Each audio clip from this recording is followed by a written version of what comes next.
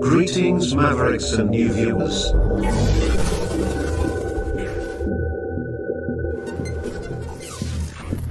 Tonight, direct and live from the Maverick News Network World Studios. This is Maverick News with Rick Walker.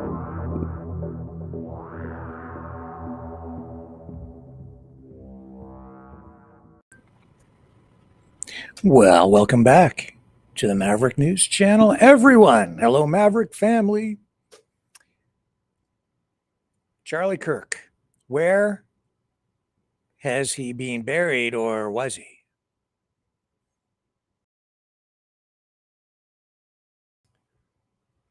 Fallout from yesterday's or last night's address to the nation by Canada's Prime Minister Mark Carney. And really weird stuff. Bat Boy. We're going to have Bat Boy news tonight. And I've got something that's really going to get you guys riled up. I know it. Video of an Indian, like as from India, truck driver cooking while driving and getting into an accident. So stay tuned. We have all that and a whole lot more still ahead here on Maverick News.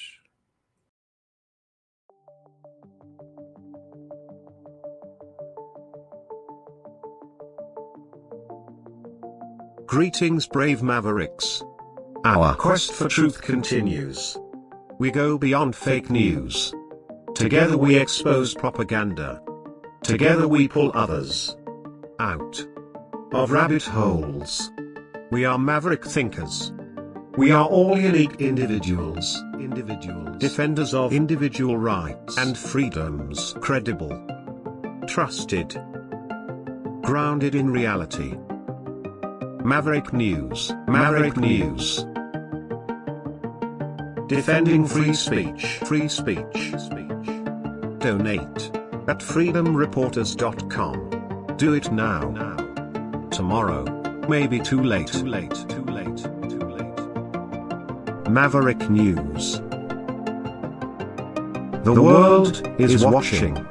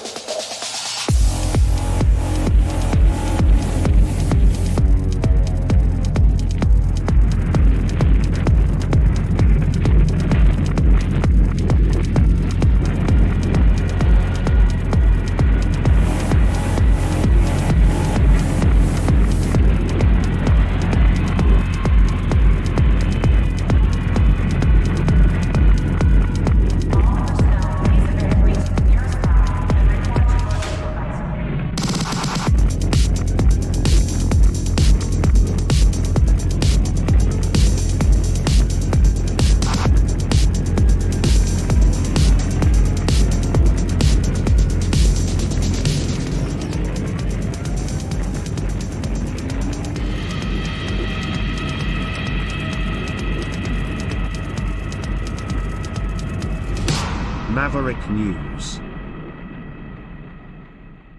The world is watching.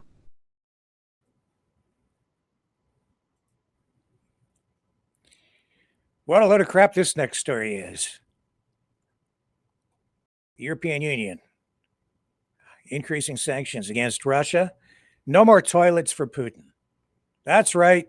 Pretty soon, excuse my language, Putin won't have a pot to piss in. If the EU keeps up these sanctions. So he today, Putin mocks this ban on toilets.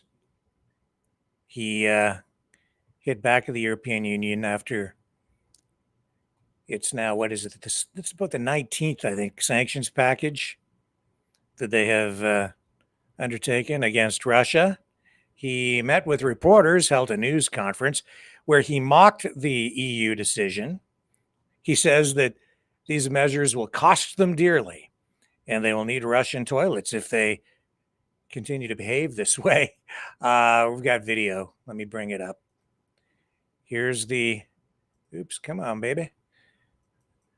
Where are you going there? I need my tab. Come on, I need my tab. Okay. All right. Here's Putin at the news conference on the ban on Putin's pissers. The politics of it, then, of course, it's an unfriendly step towards Russia. It is obvious. It is not going to strengthen Russian-American relations that we have just started to restore with such actions, with such steps. The U.S. administration is damaging the U.S.-Russia relations. Well, the fact that they banned buying toilets from us will cost them dearly. I believe they might require toilets under the current conditions if they will continue similar policies in regards to the Russian Federation. As for the politics, what do we have here? It is an attempt to exert pressure on Russia. But no self-respecting country, no self-respecting nation will never make any decisions under pressure. And obviously, Russia has this privilege, has this prerogative to be among this list of self-respecting countries and nations. If our oil and our petroleum product will be removed from the global market, the prices will grow. And we discussed it with my American counterpart. It will result into the spike, in the upsurge in the fuel, in the energy, including at the gas stations, including the U.S. The United States will not be excluded from this.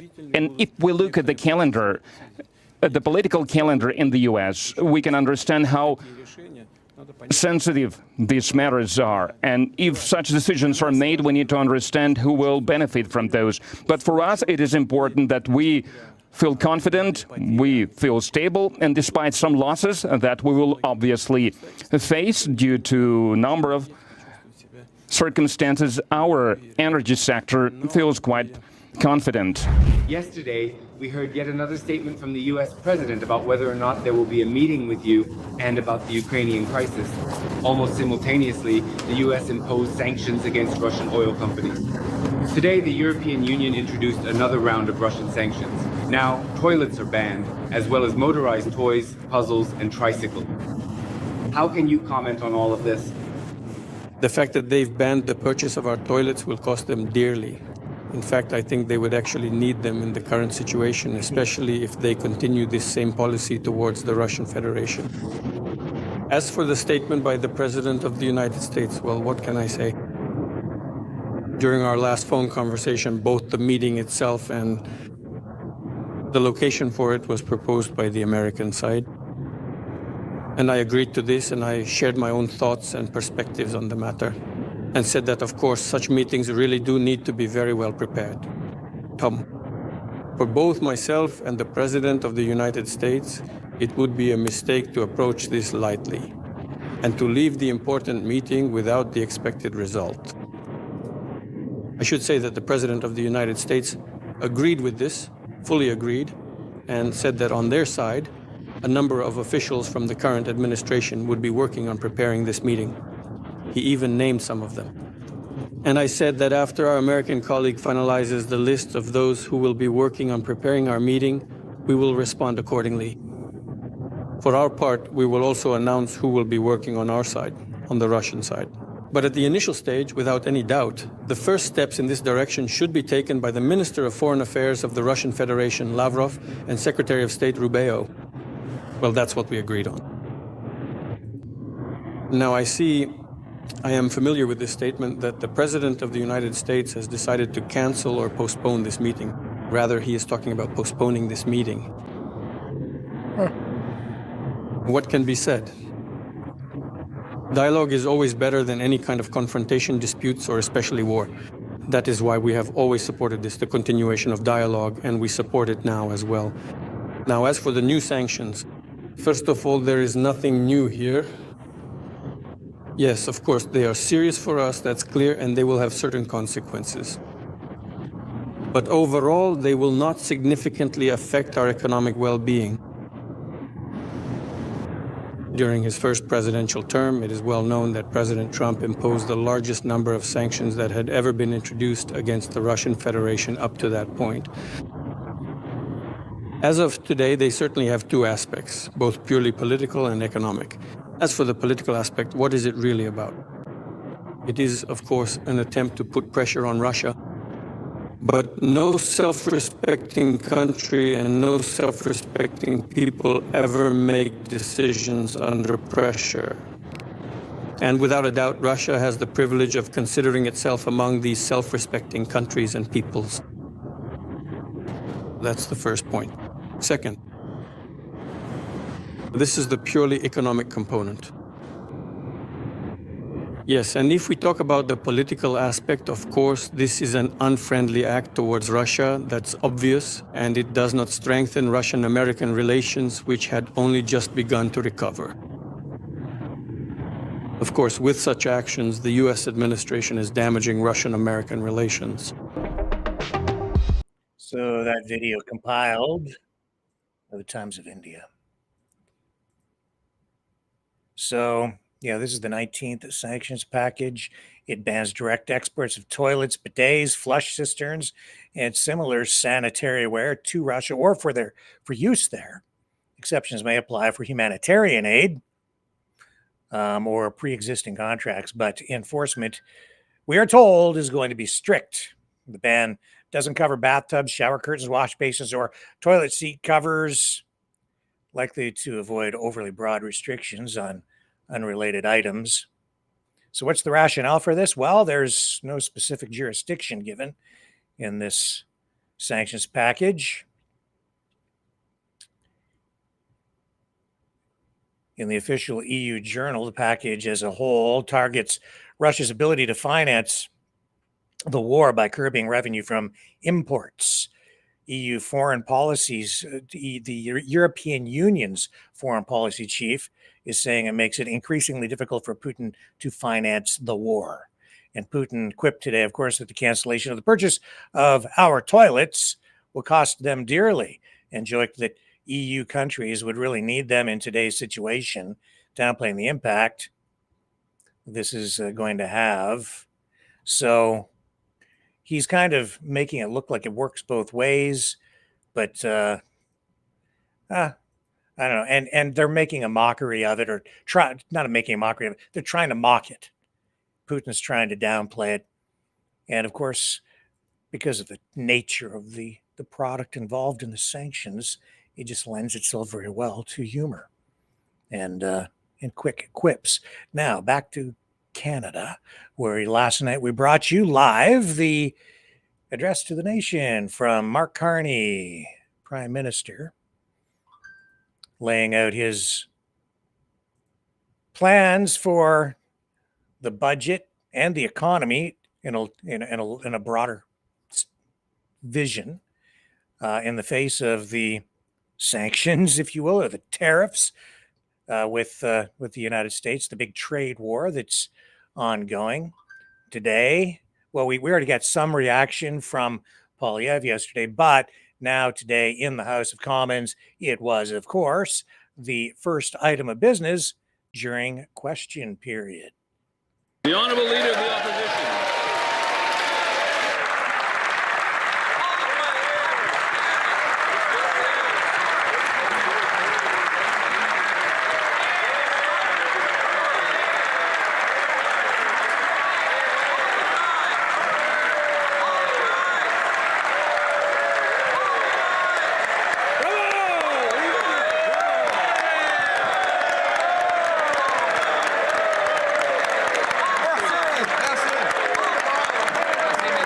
Thank you. Mr. Speaker, yesterday the Prime Minister gave a speech, a depressing speech. He said that in his youth there was a lot of opportunity, but that the future for our young people would not be as good as his past had been. He said that young people need to make sacrifices. Sacrifices? That's what young people have been making for the last 10 years under the Liberals. The Liberals have doubled the cost of housing, they've taken away jobs, and they've created intergenerational debt. Young people have to sacrifice more. What do they have left to sacrifice? The Honourable Minister of Government Transformation. Thank you, Mr. Speaker. You know what young Canadians have sacrificed in the last election? They sacrificed a pessimistic, negative, critical vision of Canada from the leader of the official opposition. They chose a serious leader, an ambitious government, Mr. Speaker, that is uniting the Canadian economy to create opportunity. We're talking about $215 billion for Canada's GDP. We're talking about major projects from one end of the country to the other. They're going to create great jobs for the future. The Honourable Leader of the Opposition. Mr. Speaker, apparently the minister didn't listen to the Prime Minister's speech last night when he said that young people are going to have to make sacrifices. They're going to have to sacrifice even more. That's after 10 years of the Liberals. And they forced 3 major sacrifices on our youth. They've made the cost of housing unaffordable. They've killed jobs with the worst jobs numbers in 30 years. And they've created intergenerational debt. Why not propose an affordable budget so that our young people can have an affordable life? The Honourable Minister. Thank you, Mr. Speaker. And every day, here in this House, at every question period, the gulf between this career politician, the leader of the opposition, and an economist who has private sector experience like the Prime Minister gets wider and wider and more obvious for Canadians. What the Prime Minister said yesterday is that we're going to spend less to invest more, that we're going to have a transformational budget with the biggest capital investments in years to create jobs for young people from one end of the country to the other. Speaker, yesterday the Prime Minister made a very depressing speech to Canada's youth. He said they would have to make more sacrifices. More sacrifices. After 10 Liberal years that doubled the cost of housing and drove out the possibility that youth could own their own home. After the sacrifice of their jobs, with the worst employment numbers since the 1990s. After the sacrifice of a lifelong of shouldering high debt. Young people need hope, jobs, and homes. Why won't the Prime Minister reverse his disastrous decade of policies so that we can restore that hope? The Honourable Secretary of State for Labour. Mr. Speaker, I had the honour of presenting red seals to 3 new apprentices of the IBEW in Local 230, Victoria, BC. Mr. Speaker, they're proud of what they accomplished. They're optimistic about the future because, Mr. Speaker, we are going to put them to work. Mr. Speaker, we're going to build homes. We're building major infrastructure projects in the national interest. Thousands of jobs, thousands of opportunities for apprenticeship. Mr. Speaker, while the Conservatives come to this House and talk Canada down every day, we're going to be supporting workers who are building Canada up. The Honourable Leader of the Opposition. 3 apprentices, Mr. Speaker. That does not account for the countless job losses, the highest jobless rate in 30 years outside of COVID caused by this government. Nor does it account for the doubling of housing costs so that 80% of young people believe they will never be able to afford a home. But yet the Prime Minister tells our youth that they have to sacrifice even more. All he offers is more costs, more debt, and more despair when Canadians actually need is more homes, more jobs, and more hope. Why won't he introduce an affordable budget for an affordable life? The Honourable Secretary of State. Every day, the Conservatives come to this House and talk down the Canadian economy. We are supporting our workers, Mr. Speaker. We are going to build, Mr. Speaker. Build bold. Build now with Canadian lumber, with Canadian steel, and Canadian unionized worker, Mr. Speaker. We are defending our workers, Mr. Speaker. We'll be there for Canada. I hope the Conservatives join us. The Honourable Leader of the Opposition. Speaker, apparently nobody over there watched the depressing miserable, hopeless speech the Prime Minister gave to Canadian youth yesterday. He said that Canadian youth need to sacrifice more, Mr. Speaker, when in fact, quite the opposite is true. Mr. Speaker, the youth of this country have sacrificed enough.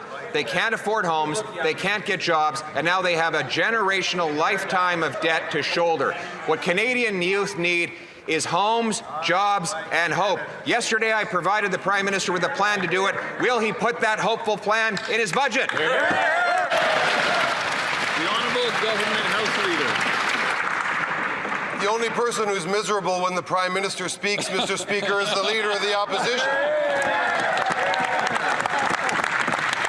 What the Prime Minister is talking about is spending less and investing more. Investing in what? In careers for young people, in building major national projects, in being a technology leader in the world today with Premier Ford leading the world in small modular nuclear reactors. Mr. Speaker, the young people of this country are proud to be Canadians. They're proud to see a future from coast to coast to coast in this country. The young people of this country have a bright future. The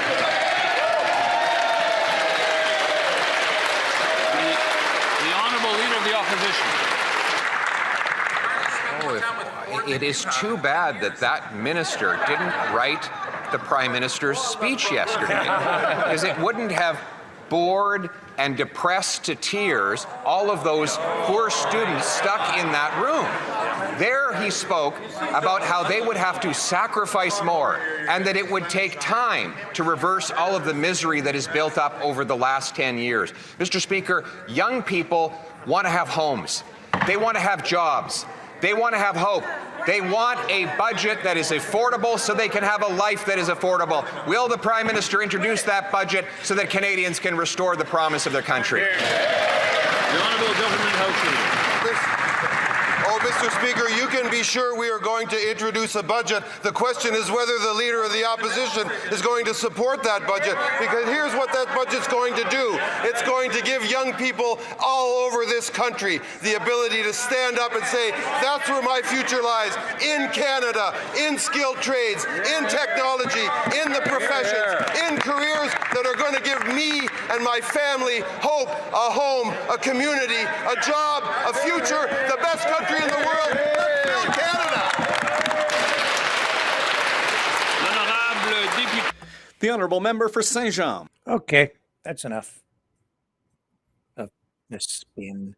It'll be November 4th for the budget to be introduced in Kazakhstan. And with that, I should mention again that all of that may very well be a prelude to another election.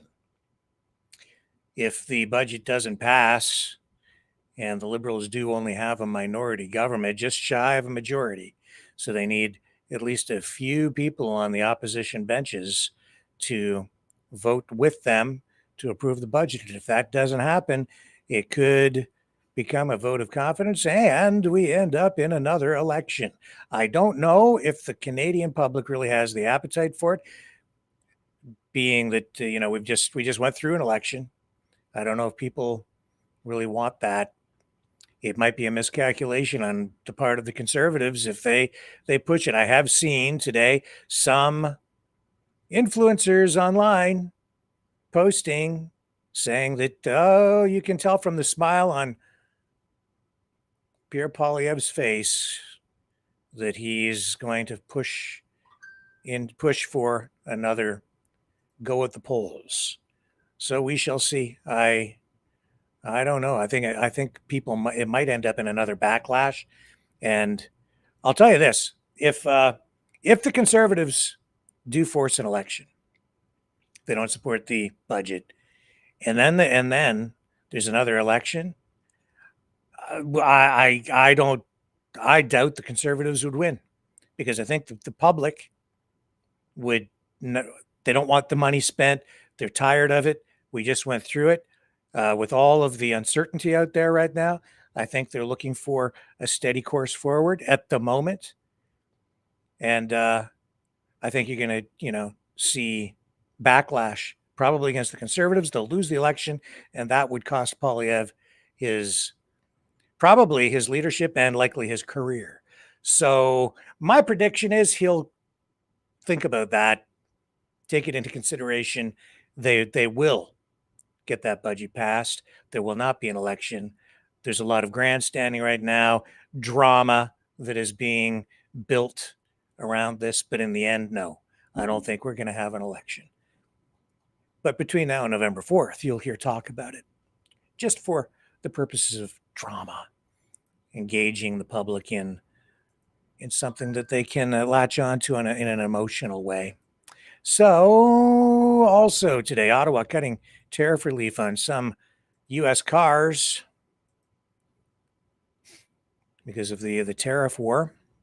Federal government limiting how many vehicles Stellantis and General Motors can import tariff-free after both of those companies cut back on their Canadian operations here. So federal officials not authorized to speak publicly until an announcement has been finalized sometime this evening. They're telling us that Canada is limiting how many U.S. assembled vehicles can be imported without facing retaliatory tariffs. So this is being reported tonight by Canadian Press. That's who's breaking the story. Ottawa says accessing the tariff-free quota came with terms requiring each company to maintain Canadian jobs and investment. And both companies, GM and Stellantis, have announced cuts in recent weeks. So sources in Ottawa are saying that it's reducing the remission quota for General Motors by 24%, and it's doing the same for Stellantis by 50%. High stakes. We'll keep an eye on that. Maybe we'll learn more even by later this evening, but I suspect probably not till tomorrow. Oh, yes. Let me just check over here. I've got some very interesting stories lined up for you tonight, but I want to make sure we cover what we need to cover here. So, the Prime Minister also went to visit the Toronto Blue Jays because, as I'm sure all of you know, the Jays are off to the World Series. Carney visits Blue Jays on eve of World Series Game 1. Hang on here. I need just 5 or 6 seconds here. Okay.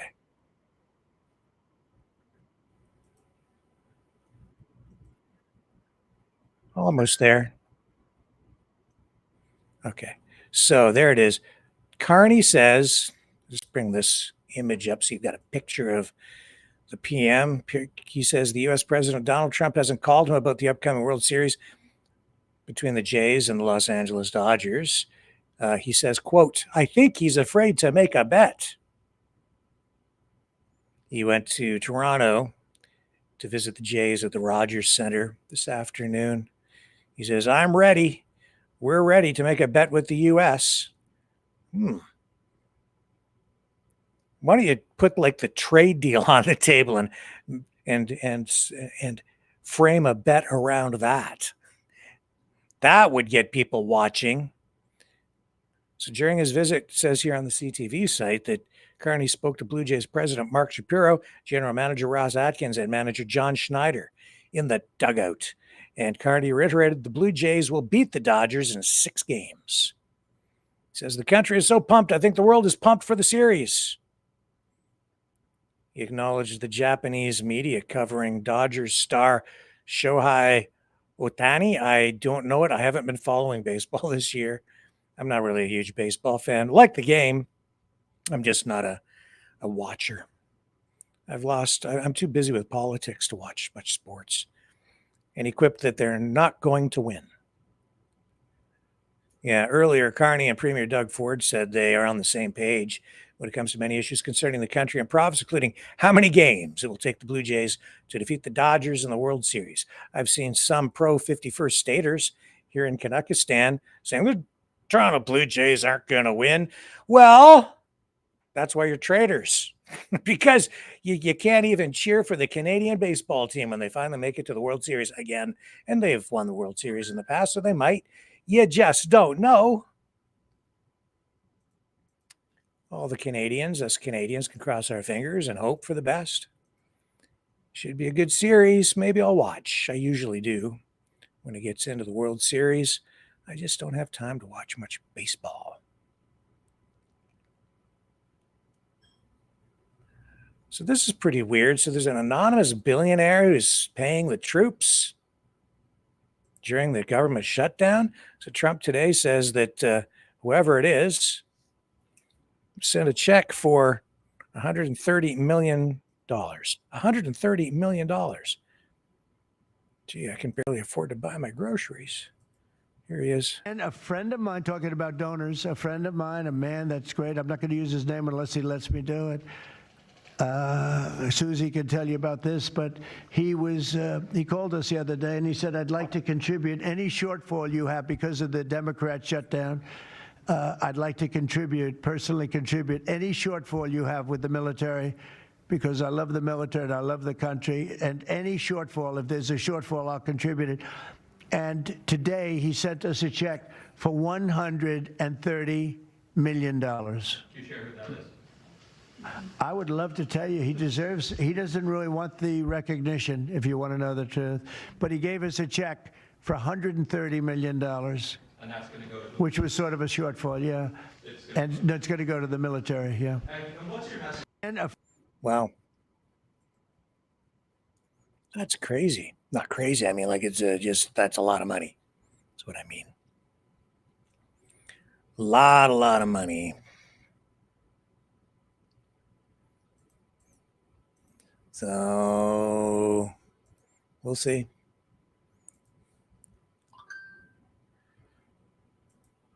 I think we're up to now, I heard today they're up to 32 people killed now in those strikes on alleged narco-terrorist boats off the coast of Venezuela. I think we're up to, now that they're into such high numbers now that it's hard to keep track. Whether it's 8 boats that they have sunk or 9. Yesterday, I heard 24 people killed and another number of 29. Today, I'm hearing 32. We're going to keep on looking into all of that. It's very concerning. And of course, Rand Paul, kind of way out there, alone on the Republican side, or at least the furthest out, and taking the hardest line stance against all of this, saying that it's just not the way they normally do business on the high seas, that it's something that is very concerning to him. Violation of rights, no due process. You know the story because we've been talking about it here. Could the demolition of the White House's entire East Wing have been stopped? ABC asking the question tonight. This is also controversial, saying the rushed demolition of the White House's East Wing appears to break a long-standing policy requiring a federal commission to oversee and approve construction projects in Washington, D.C. before demolition begins. Former officials involved in the process told ABC News. A lot of people concerned about this. Trump, of course, even when the Secretary General of NATO was there yesterday, he spent, I think, more time talking about the renovations, the demolition of the East Wing so they can build this ballroom than he spent talking about military matters and the war in Ukraine. This morning, sources tell ABC News the entire East Wing of the White House could be demolished by this weekend, making room for President Trump's 90,000 square foot ballroom.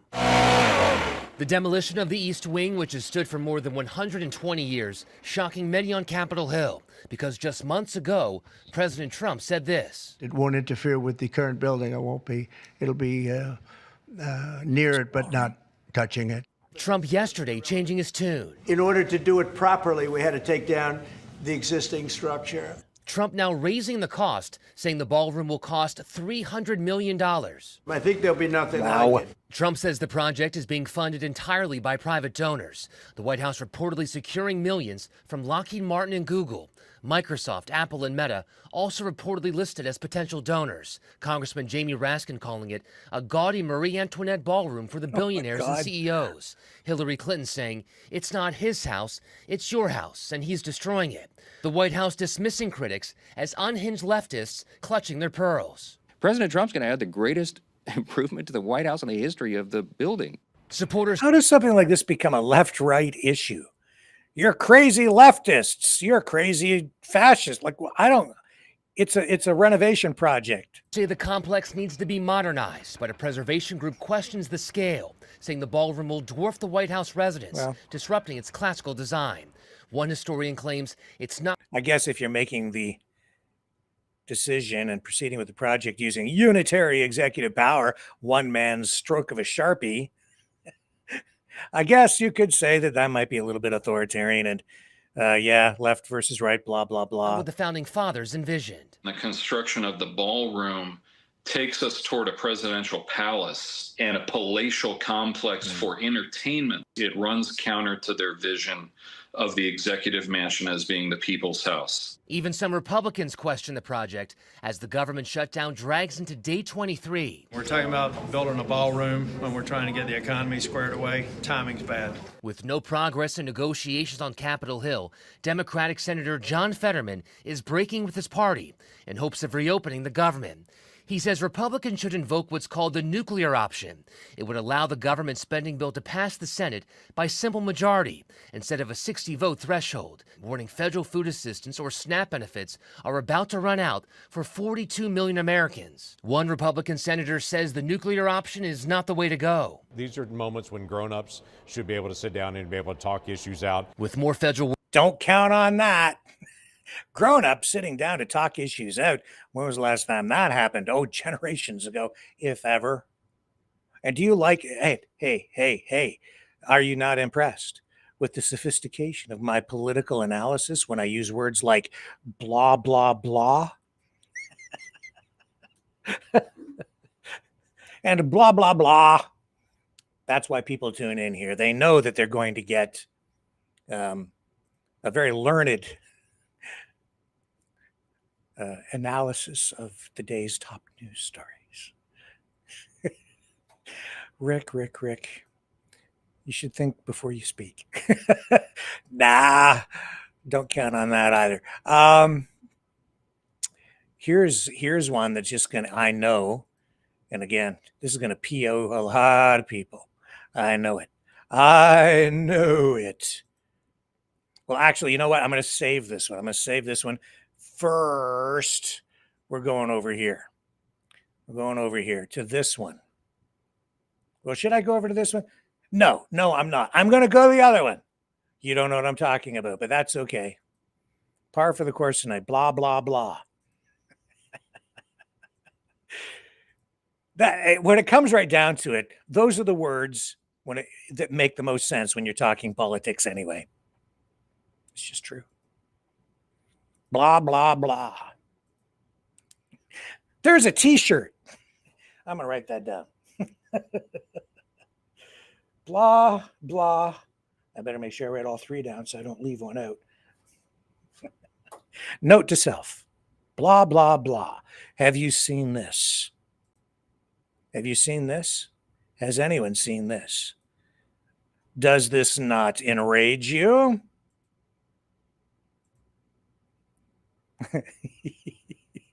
Oh man. Do you want me to play this? Okay, I will. I'm gonna do it. Here we go.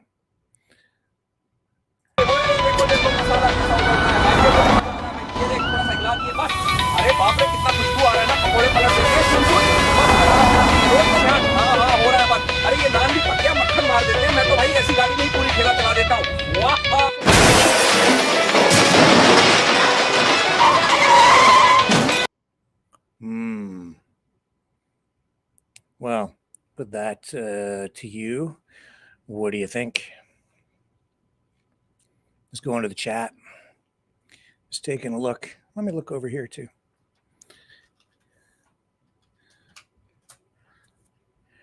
I'm going to check over on the other channel. Okay. Any thoughts on what we just watched there? Yeah. Yeah. And let's take a look here. Yeah, so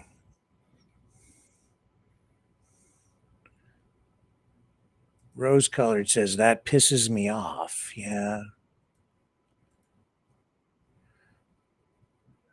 And I'm going to get rid of that because I got that in my head. What else? Not hilarious. Yeah. Been tons taken off the road and should start there. Oh man, the Cron says, yeah. So here's the thing though. I watched that today. You know what? It's not real. It's not real. It was the first time I'd seen it. It looked vaguely familiar. And yet I was like, I've seen it, but I haven't seen it. And you know what? You know why? It's not real. It's AI with real video. This part is AI. This part is real. This happened in Ontario some time ago. Don't believe me?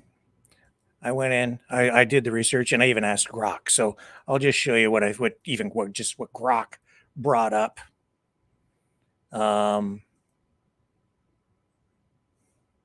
Here's the Grok response.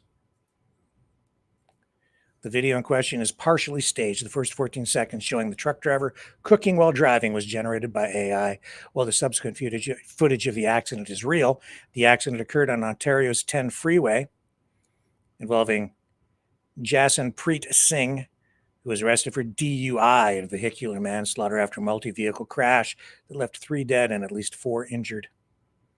The authenticity of the cooking footage has been widely disputed online because it's not real. So real but not real, which is to say that, they're recycling the footage to get people even more upset. Of course, people justifiably upset with the real accident. This one, well, I think I'm sure of it. There are political motivations and other motivations behind it as well.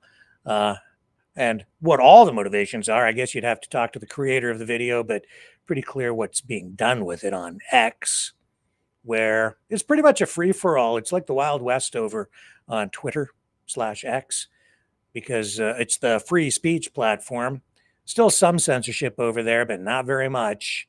So it's almost like anything goes, real or not real. As a result, it is skewing our very perception of reality. And with that, and because that's sort of only a half real video that challenges your perceptions of reality, and because I have so much other really weird news to report tonight, we are going to now dip into our next segment, our next feature and special presentation of Truespiriacies.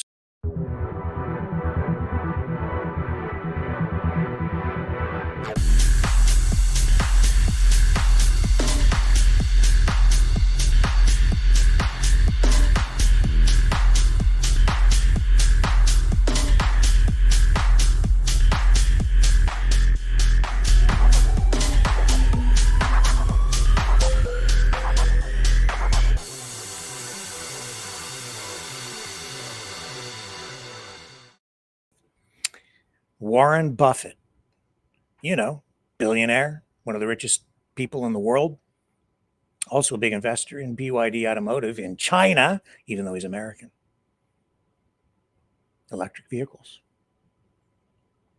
He says something really big is going to happen, painting not a very rosy picture. Maybe he listened to Mark Carney's address to the nation last night and took the Pierre Poilievre perspective on it. I'm not sure, but here's Warren Buffett. This was sent to me by a friend of mine who's a big stock market investor, financier type guy, always looking for new business opportunities, and he follows a lot of these guys. This is what he sent me. You know, I'm a student of history. I've read a lot of it. And one of the things you learn when you read history is that the world is very good at creating periods of calm that feel like they will last forever. People forget that the sea has a tide. They forget that storms are not an anomaly, they are an inevitability. For the better part of a generation, we've been sailing on a very calm, very predictable sea, and it has made us comfortable. It has made us complacent. We've started to believe that this is the new nature of things. I'm here to tell you today that the barometer is dropping, the sky is changing color, and there is a seriousness in the air that I have not felt in a very long time. Something is about to happen in America. This is not a forecast. I don't have a crystal ball, but I have been in this business for over 80 years. I've seen a thing or two. I saw the speculative manias of the 60s. I saw the crushing inflation of the 70s. I saw the crash of 1987, the dot-com bust, the financial crisis of 2008. They all had different names, different triggers, but they all had one thing in common. They were preceded by a period where people collectively started to believe that the fundamental rules no longer applied. We are in such a period now, and it is my duty as your partner to talk about it plainly. Before I lay out what I'm seeing, I'd like you to do me a favor. In the comments, just write down one word that describes how you feel about your financial future right now. Are you confident, anxious, confused, excited? I want to get a sense of the room because the feelings you have are part of the story. What is happening is not a single event. It's a convergence of four powerful currents that are pushing us toward a very dangerous set of rapids, and many people are rowing as fast as they can directly into them without even looking up. One, the great disconnect. The casino. Okay. Are you scared yet? He goes on and talks about the big storm coming. Referencing, the big storm, the storm. Maybe I can find the references to it.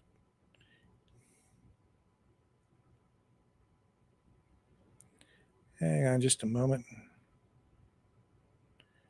And here, trillions of dollars, possible, an economic overstayed horizon, cornerstone accusations. Oh, go away. Virus control. And I don't know. Anyway, I guess it doesn't really matter. The words, the storm, though, really got my attention because, of course, we do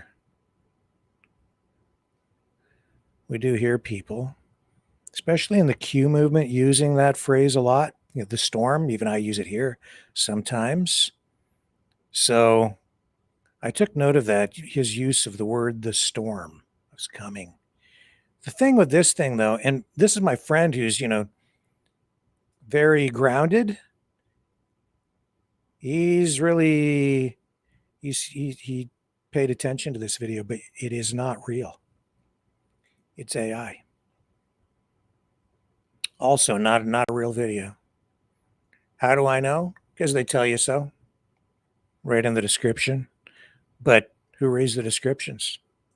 So here's Warren Buffett. This video alone, 424,401 views since October 3rd.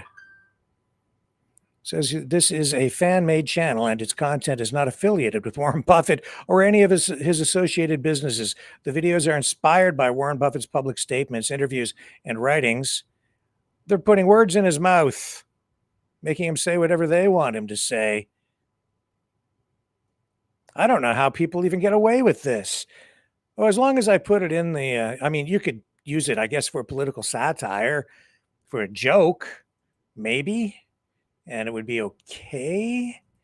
But to present this stuff in a way, and I think this is deceptive, just to put stuff out there, like Richard Wolff, the economist, when I showed you that the other night, well, a few months ago, same thing. They've made a whole bunch of videos with him. It's not him. It's an AI generated voice. They've used actual video of him, then manipulated it using artificial intelligence to sync it all up. And then I showed you exactly how I could detect that. Today, I was able to detect that based on the sound of the voice, because there isn't enough pausing. It's not natural. So having a background in audio production, that's one of the things I went to school for years ago, audio and video production. I picked up on it right away. It didn't sound natural to me at all. The cadence, the breaths are not there.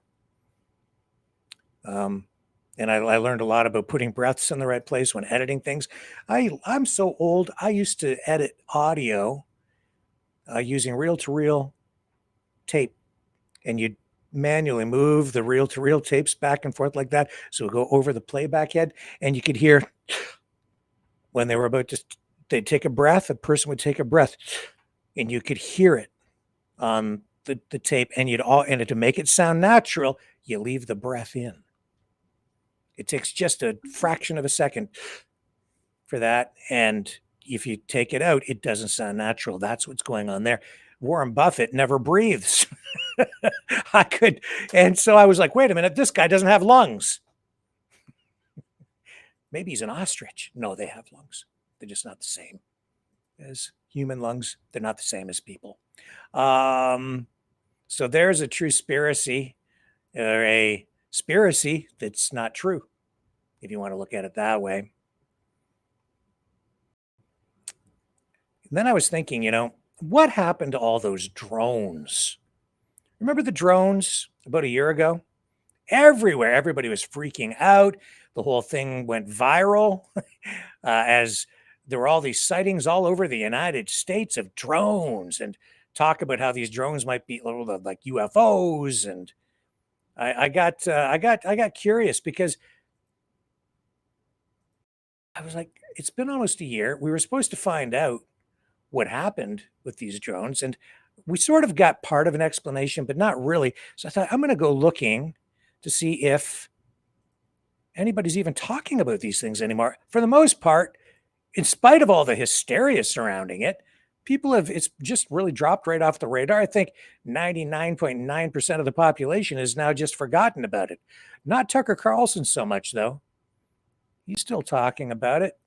I guess he gets clicks. The drone sighting, or the lights in the sky over New Jersey last year, and so many sightings that it's really no dispute that it happened. The question is, what is it? And the president said that he would tell us. We've never heard. What was that, do you think? I don't know. And, they're having also very similar drone sightings now over in Denmark that actually shut down both Danish airports on Sunday. I mean, it's, yeah, I mean, and why can't we know about it? And but what's your sense? I know that you've done a lot on this. I've talked to you off camera, just because you're one of the few people whose judgment on this I trust. There's so much deception on this question. I think parts of it, what's the term they use? It's an op. I think part of the explanation is, but at its core are physical phenomena that have been recorded in such volume, at such scale, that like something real is happening. And I know you don't really have the final answer on that, but what is your sense? Yeah, I mean, I think, look, first of all, the government is engaged in extensive disinformation on this topic, and that's just all confirmed. Like, right. It's been well documented what they've done. I mean, there's an alien crash retrieval manual that is officially, according to the official story, a total fake, a total fabrication. But I mean, when you look at it, it is extraordinary in its quality of, like, if it is a fake, I mean, complete with like the names of the people who checked it out and those people having been checked out. who would do that? Like, why would you do that? Well, one story is that it was used as passage material to identify counterintelligence spies in the U.S. intelligence community, but nonetheless, there has been so much government misinformation. There's also been, efforts to. There's also secret, technology projects. I mean, one of the guys that testified at the UAP hearing last week just said that that he has seen successful reverse engineering of technologies. There's a whole kind of Pentagon technological side of this that many other people have done so much better work on and reporting on than me, Jesse Michaels being one of the leaders of kind of unearthing it. I will say I don't think any of it could all be reduced to military hardware, either ours or somebody else's. I'm very confident that there's just way too many cases that don't fit that. I also think that Jacques Vallée has done really some of the most important scholarship on this. I find myself, and he just gave a presentation on it. He's the French character played by Francois Truffaut in Close Encounters of the Third Kind by Steven Spielberg. A French researcher who's just sort of an international treasure of UFO, cases. And, he's actually gone a very similar direction that you've gone. And I find myself going there a little bit too, which is that there is a spiritual element to this that I don't think is just purely attributable to technology, because the issue is such a Gestalt issue. Because, if you look like in a classic Gestalt, is it an old woman? Is it a young woman?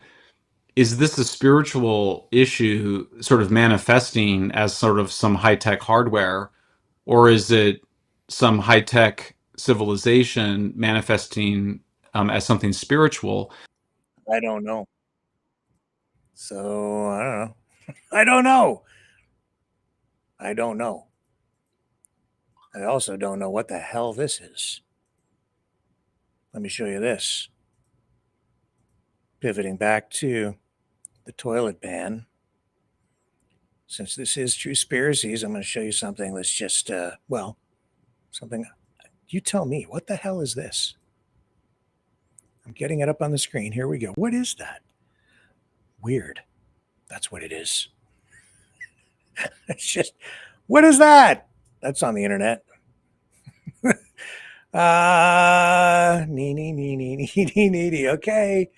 That's what that is. So just throwing it out there tonight on Truespiriacies. I don't know. I don't know.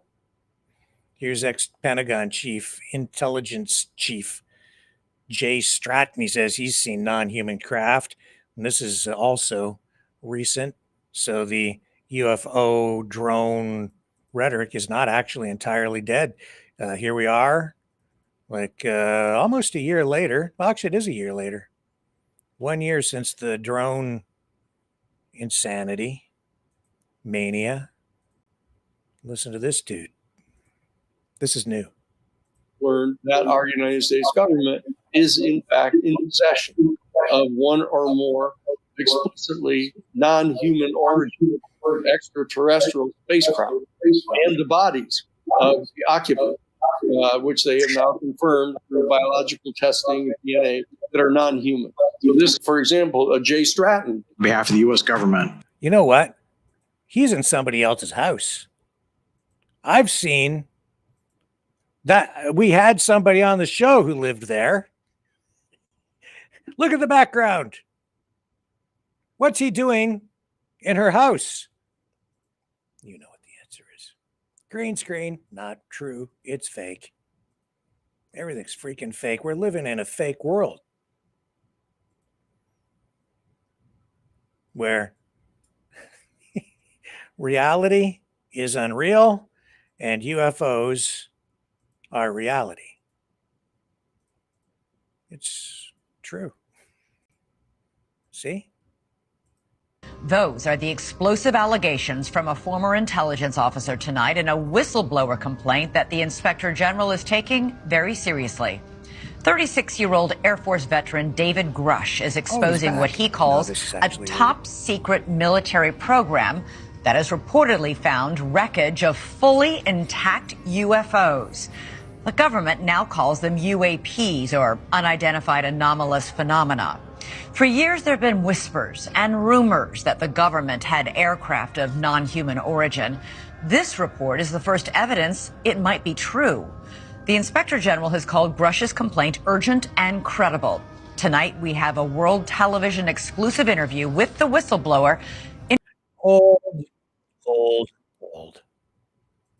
Not real, not current. But the interview is real. If you want more on that, you got to go to a show like Redacted. They have ostrich stories over there too.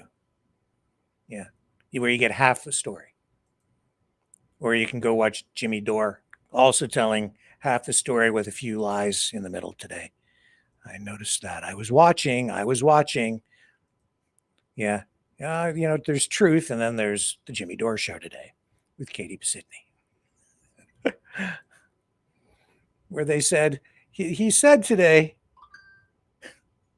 Jimmy Dore said the alleged avian flu outbreak, and then he said later, not just alleged. He was really helping her out, and he said that the bird flu never actually, what was the word? I'm paraphrasing, but he's basically said it never manifested itself, or it never actually took hold out there. See, after he went to Grok and accurately said at the beginning of the program that 69 birds died from the bird flu, then said that it didn't really even happen. Now you want to talk about a psyop? Don't believe your lying ears or eyes when you're watching the Jimmy Dore show today. I don't know what else to tell you, man. COVID still top of mind for many people, and here's Rand Paul, and I think this might actually be true as we're getting into the true end of Truespiriacies.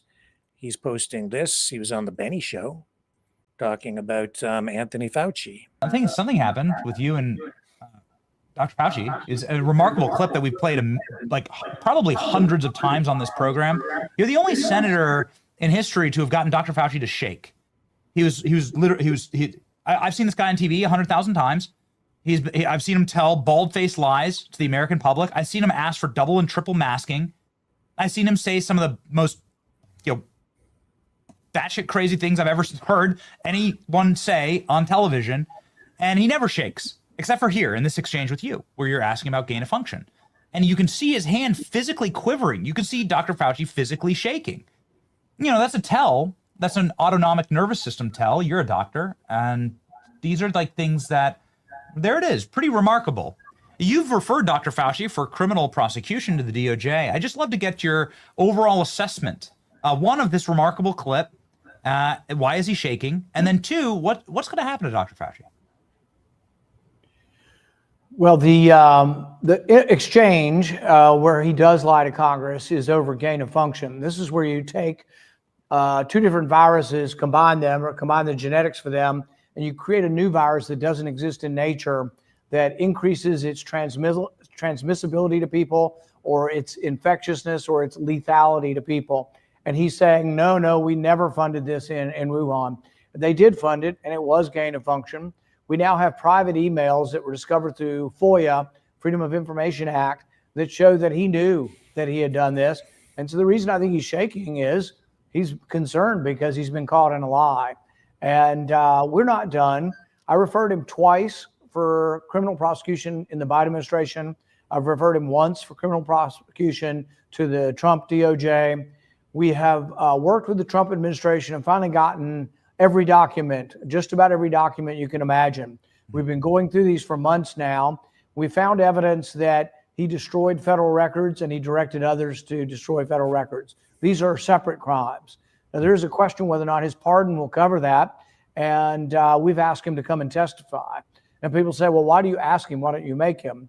Because the way the process works is you ask people first, and if they will testify, then you don't have to subpoena them. If you do have to go to a subpoena, then there may well be a court challenge, and we have another battle that we have to fight as well. So right now there is, we have asked him for information about his conversations and his use of non-governmental means of communication to do federal work. and we're going to look at what he gives to us in the next week or two. We're going to see if he will voluntarily come in and testify. But if he doesn't, we will subpoena him. So our hope is that we get a voluntary appearance. But at the very least, he's going to have to answer our questions concerning gain of function, but also destruction of records. If you'll recall, when they brought in one of his colleagues, a David Morenz, who worked with him at the NIH, Fauci acted like, oh, never knew him, hardly ever saw him. We have dozens and dozens of emails over years between the two. And Morenz was the one who said, oh, yeah, we had this FOIA lady over there who taught us how to avoid searches and requests. So what they do is they'd take, like, there was a virologist by the name of Christian Anderson who got an $8 million grant from Fauci after he supported Fauci's request to write an article saying that this couldn't have come from a lab, it had to come from nature. What they did with Anderson's name is it had a bunch of S's in it. They changed the S's into $signs so they wouldn't show up on a FOIA search. What I think is ironic about it is he was out there looking for money and shilling for money all the time up here. So they changed the S's in his name to $sign to avoid FOIA searches. There are a lot of shenanigans going on. Things that really, you talk about Watergate or you talk about scandals, they all pale. The COVID cover-up, I wrote a whole book on this, Deception, the Great COVID Cover-Up, because there's never been a cover-up more thoroughly documented, because we got most of their conversations, we got most of their emails, and we've seen them behind the scenes saying, oh my goodness, I'm pretty certain this looks like it was manipulated in a lab and came from a lab and not nature. Almost simultaneously, they're saying in public, no way, you're a crazy conspiracy theorist if you think it came from a lab. So publicly saying one thing and privately the other, probably so remarkable to ever catch somebody in such a cover-up. I know that you have to run, Senator, but just to put an end cap on this as a follow-up, since you literally wrote the book on it and have asked the best questions on it, what was Dr. Fauci trying to cover up? Like, was he trying to cover up the EcoHealth Alliance funding of this research? Was he trying to cover up? Do you believe that he has culpability in actually releasing this virus? Do you believe that this was meant to rig the election and destroy the MAGA rallies and Trump's economic victories in 2020? Do you believe this was a bioweapon? I probably wouldn't go that far. What I would say is that he was trying to protect the business of science. So science, we want to think that the scientists that work in cancer research want to cure cancer and they should win the Nobel Prize and that they're noble people and honorable people. But there's also the business of science, and it's run by billions and billions of dollars. Anthony Fauci was the head of the business of science ever since 9/11. After 9/11, we became more concerned with biological warfare, so we directed billions and billions of dollars into biological warfare research, ostensibly to defend against it. But there was a lot of things being experimented upon that actually could either be for defense or could be for offense, because many things are dual use. But he became in charge of all of that money. Now, if it became known that a virus that killed 15, 18 million people, which COVID did around the world, if it became known that he knew about it and didn't provide oversight and that there were safety lapses because this was done in an unsafe lab in China that doesn't have the same safety protocols and that he approved it, then he would have culpability, and that the business of science might get less money. People might say, well, maybe we shouldn't put billions of dollars of research into creating viruses that don't exist in nature that might kill us all. That doubt and that problem is why he had to vehemently deny it, but he also didn't want to face culpability for those deaths, frankly. He shares some culpability. Now, I don't go so far as to say, oh, we tried to do it on purpose. He tried to kill people. No, I think it was an accident. I think the leak from the lab was not purposeful, but was accidental. But you still, if you preside over an accident that kills 18 million people and you're an air traffic controller and two planes run into each other and hundreds of people die, you're no longer the air traffic controller. One of the punishments is, and it doesn't mean you were made necessarily an evil person, but you made a horrific error. Fauci made the largest error in modern medicine and in public health policy probably ever of someone. And for that, he deserves the rebuke of history, but he also deserves never to be in a position, nor should his lieutenants be in a position of managing any of our taxpayer money again, because they made such a profound mistake to fund dangerous research in Wuhan without adequate safety that led to the deaths of 18 million people.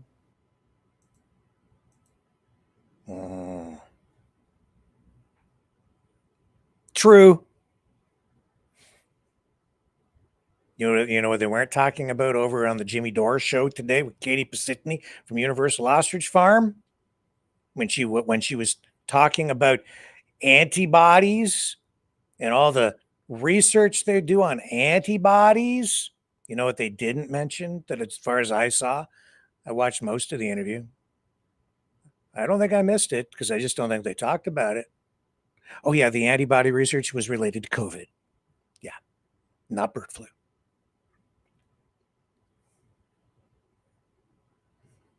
Yeah, I'm waiting for the study on the bird flu stuff from the farm because I haven't seen one. That's why they keep losing in court. I guess they just keep forgetting to bring that study to the courthouse when their lawyer presents their arguments. We'll see what happens with the Supreme Court of Canada decision. Something doesn't smell right. Oh, yeah. Also, you know, the other thing she did talk about was how none of the birds have ever been tested. None of the birds have ever been tested. That's what she keeps saying. None of the birds have ever been tested. She slips in a little tiny thing that she says as part of her Truespiracy is she does mention in passing that none of the birds on the farm have been tested. But she leaves it open-ended, leading people to believe that there was never any testing of the birds at all. That's how people's minds are messed up. That's where the confusion is created, because there was testing and they did confirm, and they went beyond a PCR test and they actually confirmed the specific strain of the bird flu virus. But she doesn't mention that. They don't mention any of that in the interview because that's just inconvenient information. Anyway, yeah, and they never mention COVID. It's all just bird flu antibodies, save the ostriches, and then they assert as a statement of fact that these birds have herd immunity, which is also just a claim, not proven, no scientific evidence to say that these birds are actually immune from anything. Nothing to support their claim that these birds can't be infected again and possibly die anytime in the future.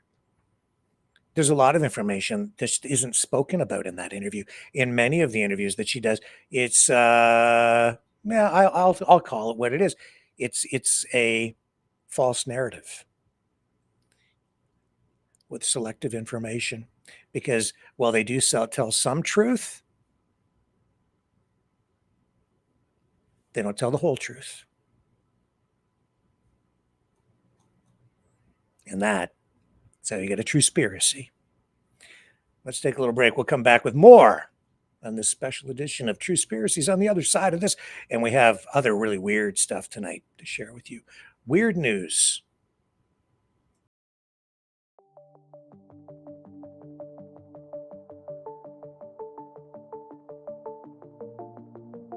Greetings, brave Mavericks. Our quest for truth continues. We go beyond fake news. Together we expose propaganda. Together we pull others out of rabbit holes. We are maverick thinkers. We are all unique individuals. Defenders of individual rights and freedoms. Credible. Trusted. Grounded in reality. Maverick News. Maverick News. Defending free speech. Free speech. Donate at freedomreporters.com. Do it now. Tomorrow may be too late. Maverick News. The world is watching.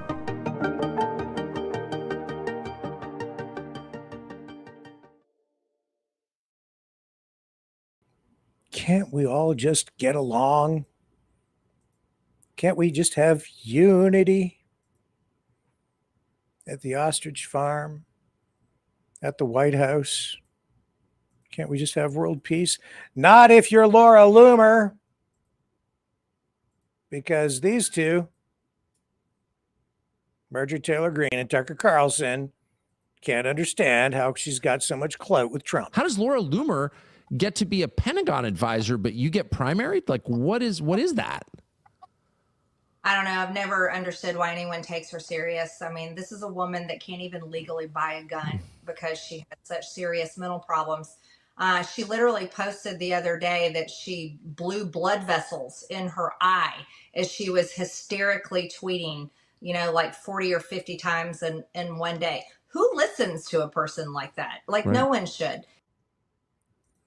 Holy crap, she blew a blood vessel in her eye because she posted so much on social media. Is that true? I don't know. It doesn't sound like a conspiracy, so I'm leaning on the side of truth. Maybe. Oh, I don't know. Charlie Kirk. Where has Charlie Kirk been buried?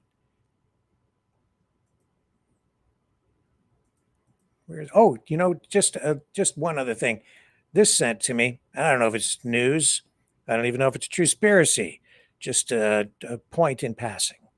Letter from the Morning Star out in British Columbia, Canada. This is an editorial about the ostrich farm. I don't know why I'm talking like Scotty from Star Trek. Not very good accent. Scottish? Are these Scottish ostriches? No. But they are now viewed as being in the crosshairs of the CFIA for the call. And this Deborah Peon, is this Vernon, BC? I believe it is, the Morning Star. I think so.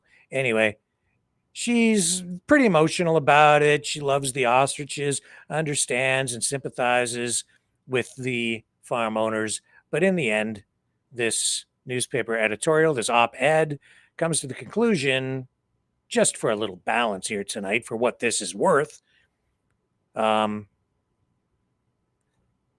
She says, unfortunately, just cause has been proven by professionals with a much higher level of education than I, or than that of the Universal Ostrich Farm. I bow to their expertise.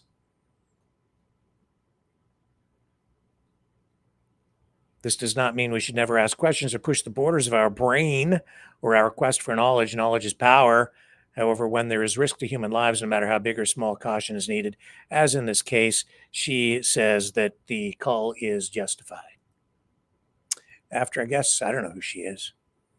Anyway, that's in the Vernon Morning Star. I'm pretty sure that's from Vernon, BC. Whatever. Just throwing it out there as a little balance against the massive audience of the Jimmy Dore show, where more U.S. social media influence is brought to bear on this bizarre, freaky, deaky story of the flightless birds out at Universal Ostrich Farm. Charlie Kirk now. On to Charlie Kirk.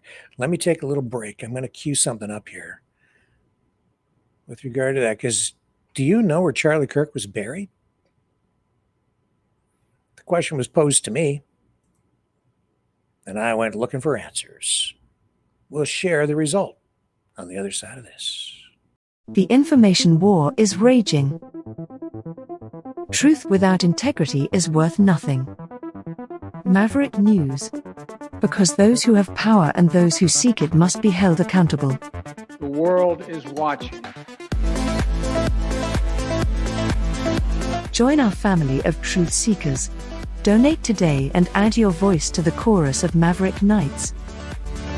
Donate at maverickdonations.com.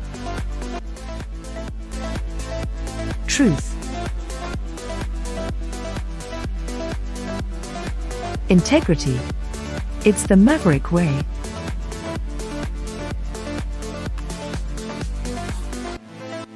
Maverick News. The world is watching.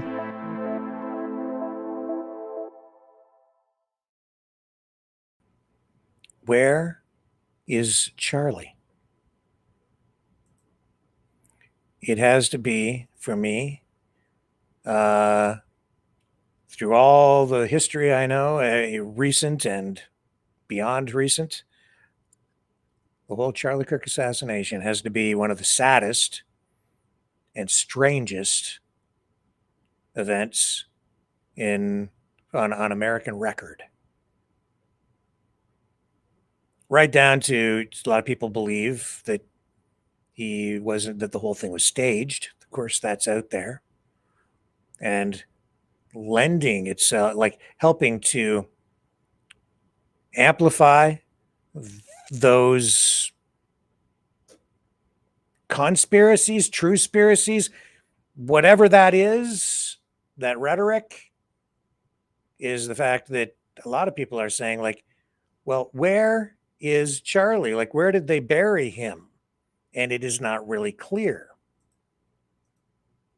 Of course, everyone, everyone pretty much watched the memorial service, which was, in my view, exploitive and strangely and distastefully gaudy, with fireworks. It was bizarre. Everybody wanted to latch onto Charlie because for a while he was the story in the world, Well, here's the High County News. The strange loneliness of Charlie Kirk's funeral. I flew to Phoenix, Arizona 1 week and 2 days after Charlie Kirk was killed in Orem, Utah. I wanted to see the memorial that his grieving organization, Turning Point USA, was holding in the Arizona suburbs. In the last 9 days, Charlie Kirk had gone from right-wing celebrity to martyred hero. I felt like something had tipped in our culture, and I thought I might be able to get a better sense of what that thing was if I attended the funeral. Anyway, it goes on here, talks a little bit about the big memorial service where they filled the stadium, right? And that was really more of a MAGA rally, I thought, than a fitting memorial or remembrance service for Charlie Kirk. It was politically exploitive. That is one of the main reasons I wrote that song, Weekend at Charlie's. But where was he actually buried? Well, that still remains something of a mystery tonight. And all through here, it doesn't really reveal it here. Turning Point USA hasn't really revealed it. The family, we are told, has not revealed the information.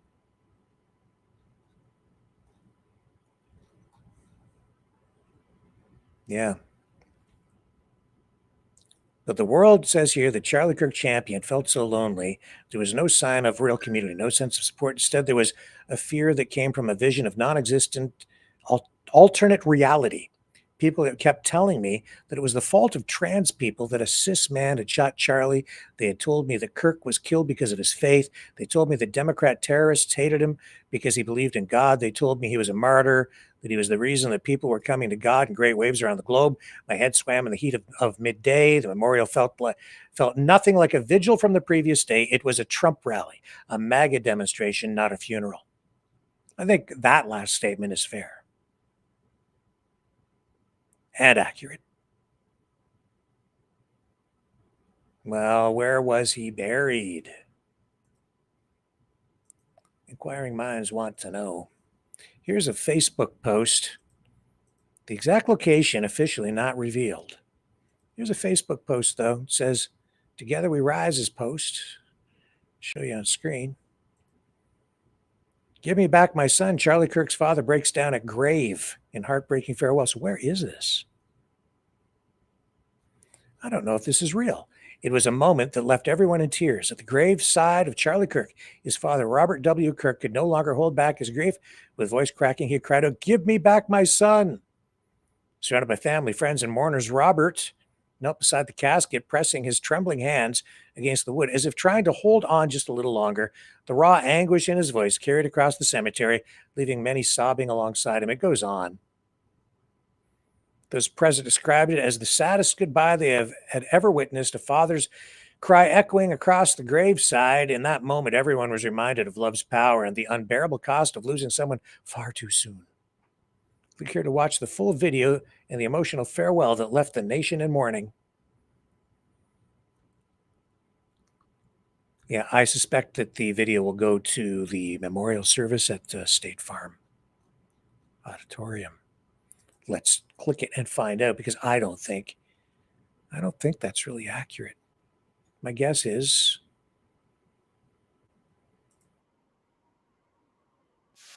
that. Let me pull this down. Yeah, I don't think that story is accurate. I think it's been fabricated. I don't think. Some people wondering if that's really a real picture, an accurate picture. You guys can decide. Put it up. What do you think? I'm really talking about the image at the top, of course. Obviously, the picture of Charlie Kirk is a PNG overlaid, and then the rest of the image, I don't know. Could be a stock image of some kind. Why do I say that? Why are you saying that, Rick? Because I believe that, well, they've never really actually come out. The family is keeping the exact location of the gravesite. It's supposed to be keeping it secret, surely. Some people know, but it has not really been talked about. He was assassinated September 10th in Orem, Utah, following that public memorial service in Glendale, Arizona. It was attended by like 90,000 people, maybe 100,000, including, of course, Donald Trump. And we know he was taken from there and then was laid to rest in his hometown of Phoenix, Arizona. But the Kirk family has chosen not to disclose the exact location of his gravesite.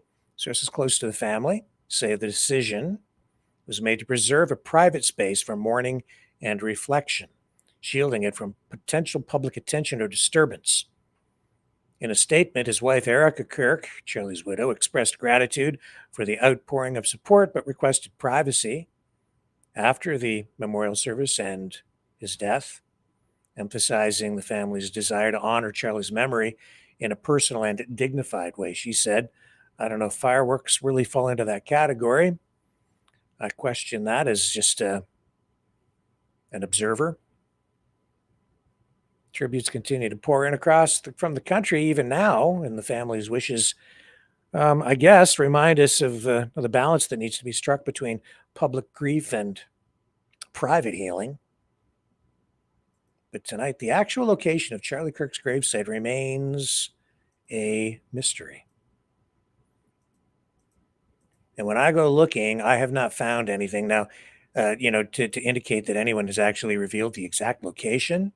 I haven't seen, I've seen memorials that have been set up with pictures of Charlie Kirk and flowers around it and things that almost look like a gravesite, but those are memorials set up all over, especially the US and even in Canada. It's a very strange story. I'm going to look in the chat. Does anybody know where Charlie Kirk may have been buried? And and then you see Kash Patel talking about Valhalla, right? In that news conference when they were talking about the investigation right after his death, and Kash Patel, FBI director, said, "I'll see you in Valhalla." Well, some people out there are saying that Valhalla is an actual real place where people from the Witness Protection Program are taken. It's true. There are people out there who are saying that. Is that true? I don't know. I'm good. You know what? Somebody said to me the other day, "Rick, you should do an interview with Grok." Let's do it right now. I had no voice. We'll just do it in real time, and we'll ask Grok. Let's see what Grok says about this tonight. Okay. First of all, what is Valhalla? Grok. Answer: Valhalla is a concept from Norse mythology, often depicted as a majestic hall in Asgard, ruled by the god Odin. It's where fallen warriors deemed worthy by Odin are brought by Valkyries to feast and prepare for Ragnarok, the apocalyptic battle. These warriors, called Einherjar, right, spend their days fighting and nights feasting, living a glorified afterlife. In modern context, Valhalla can also refer to a code name for secretive OpenAI model, mentioned in some online discussions, potentially related to advanced AI development. Haha. What did we see right after Charlie Kirk's death? Even at his memorial service, there was an AI voice generated, and it was broadcasting this whole. There was a video made around it. It wasn't real. It wasn't actually him. It was an AI generated voice and video. They played it at his memorial service. Also, in codename, it says here various cultural references, like in video games. Example: Assassin's Creed Valhalla, movies or music, drawing on the mythological theme. It's a mythological place to begin with. A term used metaphorically for a place of honor or eternal reward. If you mean a specific usage, example, tech, mythology, or pop culture, let me know for a deeper dive. Let me ask this. Is there a place called Valhalla where people protected through the Witness Protection Program by the FBI are taken or go to live? Let's see what we get.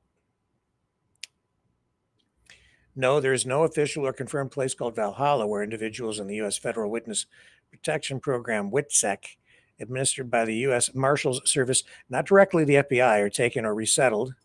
WITSEC relocates protected witnesses and their families to undisclosed everyday communities across the U.S. and sometimes abroad, providing new identities, housing, and support without designating any specific site or facility by a code name like Valhalla. The program's details are highly classified to ensure safety, but no declassified information or official sources reference Valhalla in this context. That said, the term Valhalla has fueled online speculation and conspiracy theories, trying it to witness protection, largely stemming from a 2011 unproduced screenplay titled The Nameless. It was acquired by Valhalla Motion Pictures and depicts a fictional top-secret WITSEC facility called Valhalla. This appears to be the origin of the rumor, which has since spread into memes and discussions. Recent viral events in September 2025, following the reported assassination of conservative figure Charlie Kirk, FBI Director Kash Patel publicly stated, "Rest now, brother, we have the watch, and I'll see you in Valhalla." This Norse mythology reference, Valhalla as Odin's Hall of Warriors, drew backlash for its perceived insensitivity. This sparked theories that it was insider slang for WITSEC relocation, suggesting Kirk faked his death or entered protection. Social media amplified this, linking it to a shooter's phone wallpaper, a photo of Goat Island, New Zealand, near a resort called Valhalla, and claims of CIA FBI ops. Some posts even allege Valhalla is a CIA code for protection sites, like on Goat Island or in places like Point Roberts, Washington. These claims remain unverified and are dismissed in broader discussions as baseless or satirical. Example, Reddit users questioning the lack of evidence, with one noting, "I can't find anything linking witness protection to Valhalla, as some people claim." No credible leaks, whistleblowers, or investigations support it if new details emerge. Example, from FOIA requests or official statements that could change. But as of October 23rd, today, it is firmly in the realm of internet folklore.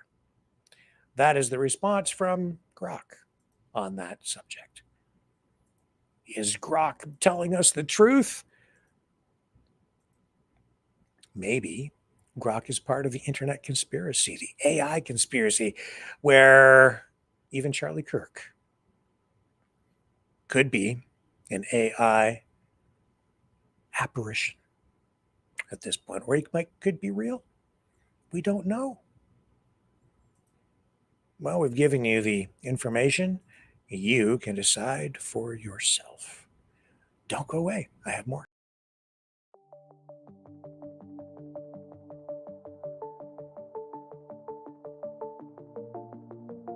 Greetings, brave Mavericks. Our quest for truth continues. We go beyond fake news. Together we expose propaganda. Together we pull others out of rabbit holes. We are maverick thinkers. We are all unique individuals, defenders of individual rights and freedoms, credible, trusted, grounded in reality. Maverick News, Maverick News. Defending free speech, Donate at freedomreporters.com. Do it now. Tomorrow may be too late. Maverick News. The world is watching.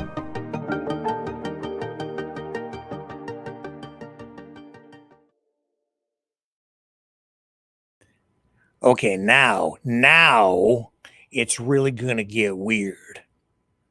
I've got the weirdest of the weird news for you tonight here on Truespiriacies. First of all, there's this. This is Dayton, Ohio. TVA out there showing their Halloween spirit by putting this giant Godzilla on display next to the cooling towers of a nuclear power facility. That's pretty weird. What's even weirder is this posted on social media, and a lot of people believed it's true, but it isn't. It's fake. This, I'm sure, is true, though. Also very weird, and I don't know if it's news, but this too is, I don't know. I don't know what this is. This is a fish smoking a cigarette with human arms, and if you scroll down, they have a whole X stream or thread here about it with a zoo of animals, and he's sitting and he's exercising and running the 100-meter dash, all smoking a cigarette and eating fire, and I don't know what the hell this is. But why not show you that tonight too? Because it's par for the course.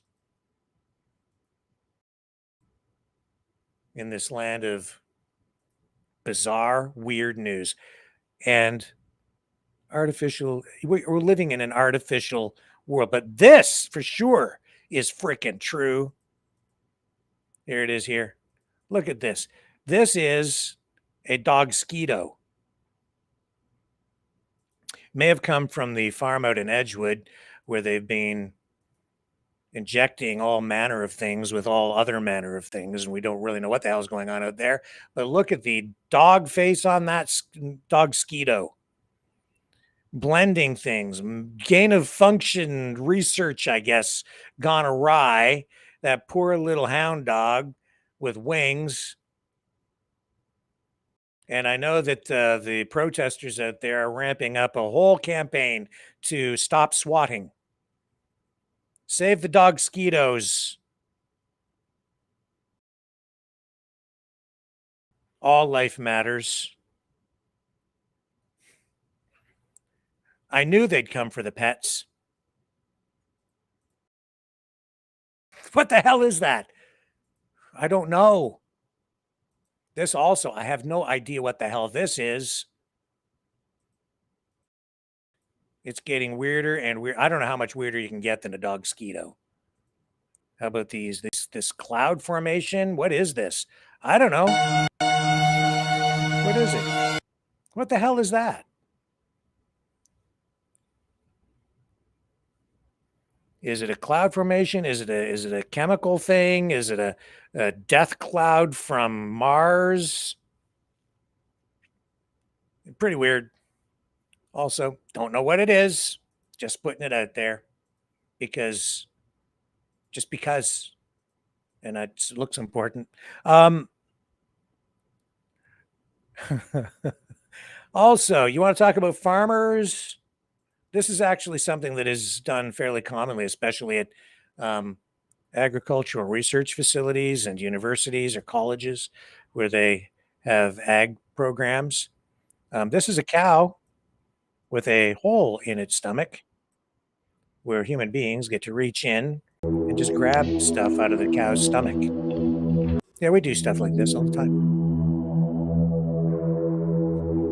Yep. There you go. Reaching into the cow's stomach through a hole cut in the side of the animal. Yep. That's pretty weird, eh? Not really. Not really. Not it's not weird. Well, it could be weird, but it's common. Here, let's go back to Grok. Let's find out why they do that. I'll get you the official Grok explanation.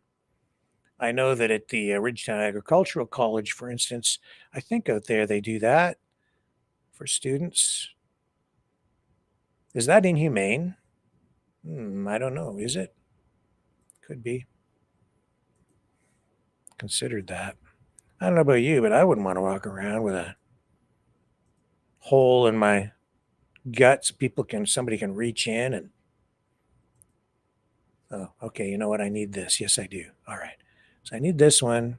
Let's go back to Grok. There you go. Too many things to click on. Let's bring Grok up. Hello, Grok again. Okay, Grok. Oh, for crying out loud, Grok, don't do that. Come back. Okay. Why do agricultural schools cut holes in the sides of cows, giving access to the animal's stomach? Agricultural schools sometimes use a procedure called rumen cannulation, where a small permanent opening called a fistula is surgically created in the side of a cow to provide direct access to its rumen, one of the stomach compartments. This is done for several reasons, primarily related to research, education, and animal health. 1, research on digestion. The rumen is where microbes break down fibrous plant material. By accessing it directly, researchers can study digestion processes, test feed efficiency, and analyze how different diets affect nutrient absorption, gas production like methane. Oh my God, global warming from the cows. Remember all that hysteria? Or microbial activity. This helps develop better livestock diets and reduce environmental impacts. Cow farts, education and training. Veterinary and agricultural students can use cannulated cows to learn about ruminant physiology hands-on. They can observe digestion, collect samples, or monitor the rumen environment, gaining practical experience without harming the animal. Animal health and nutrition. Cannulas allow direct intervention, like adding supplements or microbes to improve digestion or treat conditions such as bloat or acidosis. They also help test new feed additives for safety and efficacy. Sustainability and efficiency. Insights from rumen studies improve feed formulations, reducing waste and enhancing milk or meat production efficiency, which supports sustainable farming. Sustainable? That's a cursed word. Taboo, can't say that. That's a leftist thing. WHO, WEF, ABC, KGB. The procedure is performed under anesthesia by trained veterinarians, and the cows are carefully monitored to ensure their welfare. The cannula is fitted with a removable plug to keep it clean and prevent infection. While it may seem unusual, cannulated cows typically live healthy, normal lives, and the practice provides valuable data that benefits both animals and the agricultural industry. And there you have Grok's explanation. I told you it's not that uncommon. That isn't even in the weird news section, really. I just slipped it in there. You leftist! What are you doing reaching into the cow's stomach? Communist! Only commies reach into cow guts.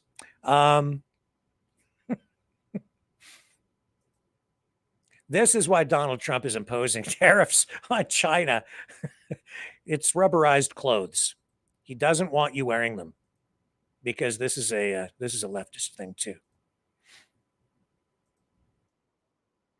Here we go. Trust me, it is. These are communists. For sure. This is communist clothing.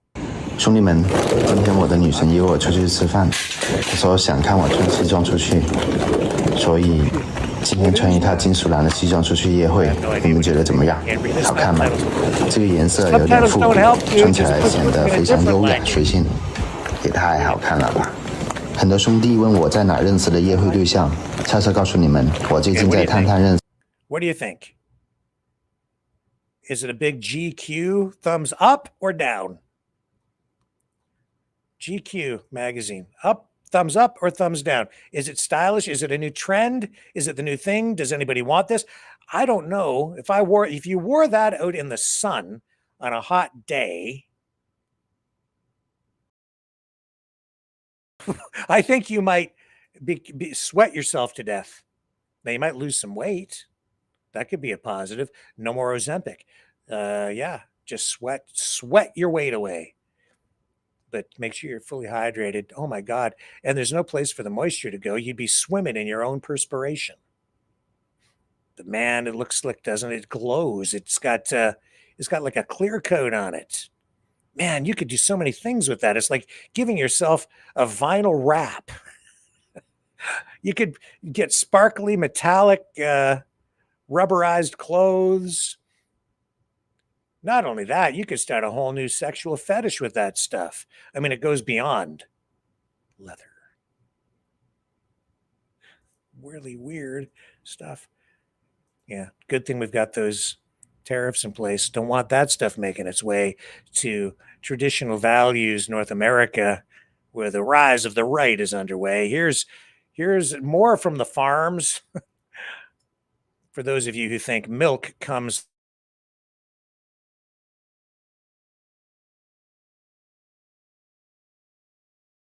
your bacon comes from the supermarket. If you think you're gonna, I remember this old commercial, this old television commercial back from in the 70s when feminism was becoming, a sort of an advertising tool to reach women. And I don't remember what it was for, but it was this, it starts off with this woman. She's holding a frying pan in the commercial. And she says, I bring home the bacon and fry it up in a pan.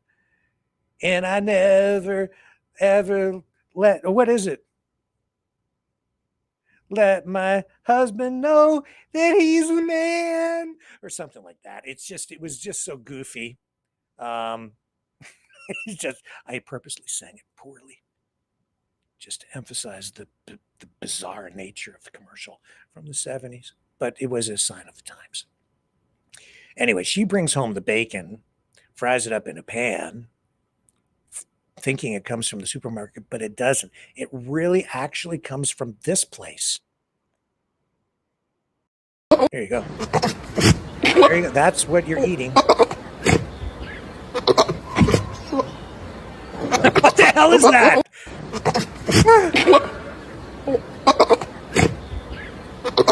What happens when you start injecting criminals with antigens? Test that. Screw the ostriches. Get the CFIA down to that farm. What the hell is that? I think the UFOs landed in the back, and that came out. But it's pork. Nutritious and delicious. It's so freaking weird. I just bashed myself in my glasses. I need to take a break. I hurted myself. It's too freaking weird tonight. Okay, don't worry. I'll be okay.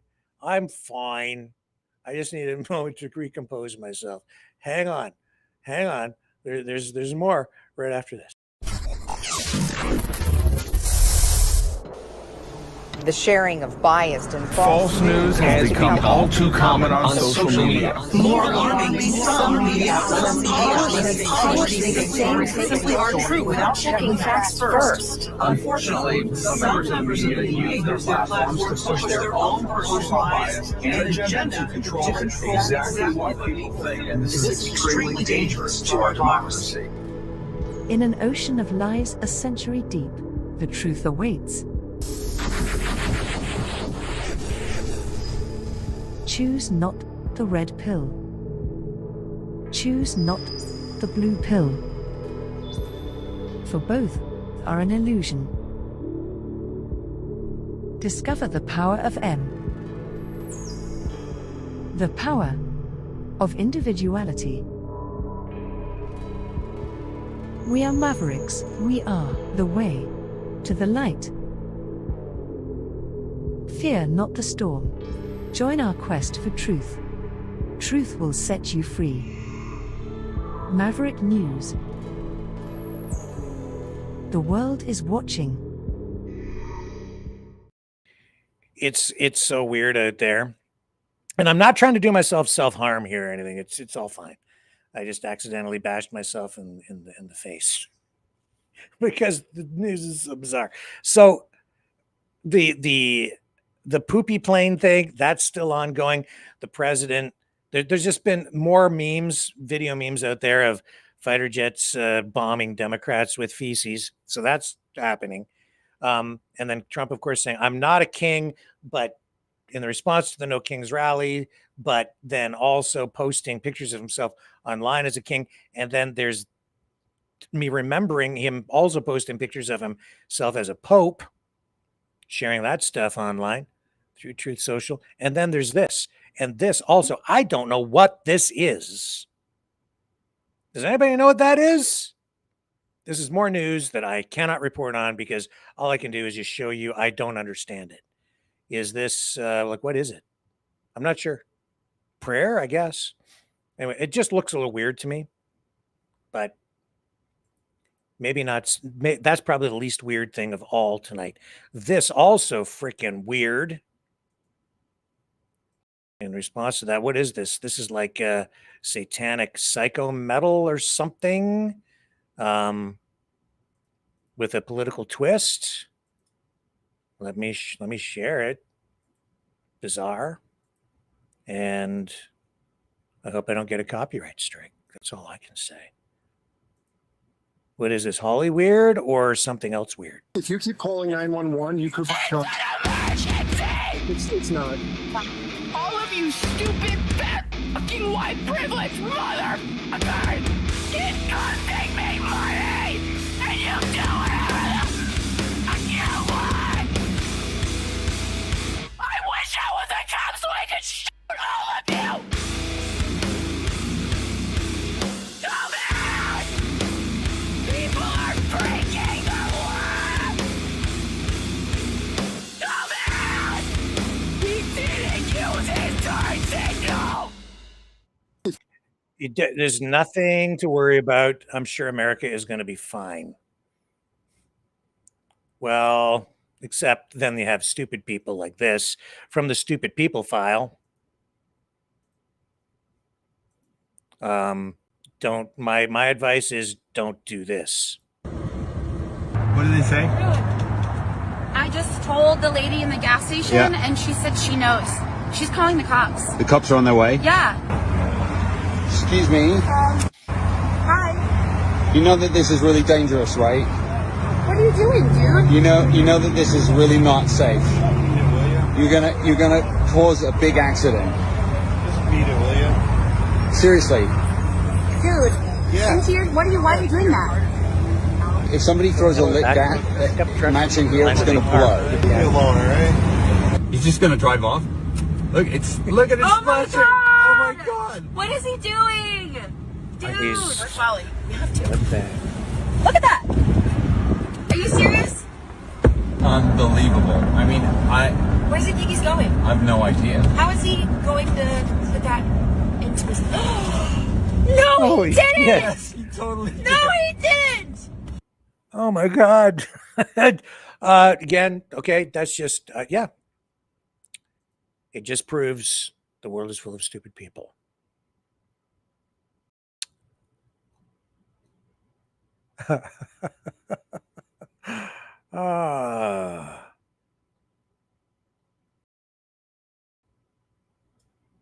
China has incredible technology, so much so that it looks like some scientist or social media influencer maybe who has purchased the latest in Chinese electronics gizmos, has found a way to, I'm not sure which way this goes. Either it's like, honey, I shrunk the house, or I expanded the pets. 切了啊， Cats 一 and 切 dogs. 切两半，狗哥今年一定赚。 This is weird. 不错，狗哥今天生日不能跟他打架 What the hell 啊 is this?！我就给小蜘蛛和老鼠送点蛋糕。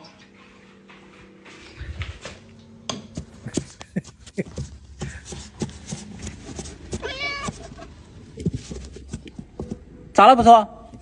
你也想进来啊？哎，你进不来，宝贝儿。啊，一切切两。 Okay, so yeah, honey, I shrunk the house. Do you want to know what's really weird though? Like, you think that's weird? JD Vance changes size as well. He's like the incredible expanding and shrinking man all in one. That's why you have these ongoing debates over how tall he is. He knows all about it. He's aware that he's been found out. You're tall. Are you a little taller than him or not? Yep. I think we're about the same height. Okay. Yeah. Which is funny, man. The weird shit people say about you on the internet. Like there was a long time, maybe even still today, if you Google how tall is JD Vance, it would say 5'7". And it says 6'2" now. Somebody updated it all right. then. Yeah, somebody updated it. Yeah. Okay, the first headline is JD Vance is tall, but Americans are getting shorter. What the hell is the internet's a weird ass It also place. says Joe Biden is 6 foot sleep. I don't know if that's a height. Well, see, this is a thing though. How tall is JD Vance? There was like a conspiracy on the internet that I was a really short guy, but yeah, no, I'm about 6'2". I think you're tall. Are you a little taller? 6'2". I don't think so. Look at him sitting in that chair. You tell me. You tell me. I'm going to bring it back up. How tall do you really think JD Vance is?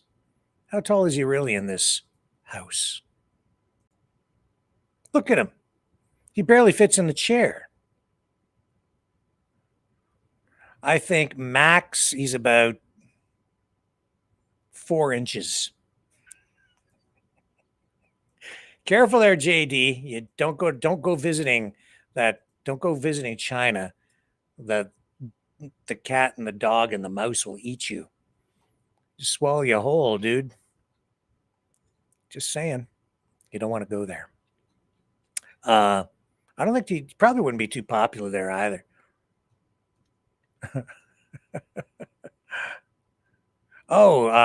Bill Clinton went back to the White House. This for sure is real. Here we go. Oh, he's got somebody with him. I don't know if it's Hillary. Here. Look at that. There he is. He's back at the White House.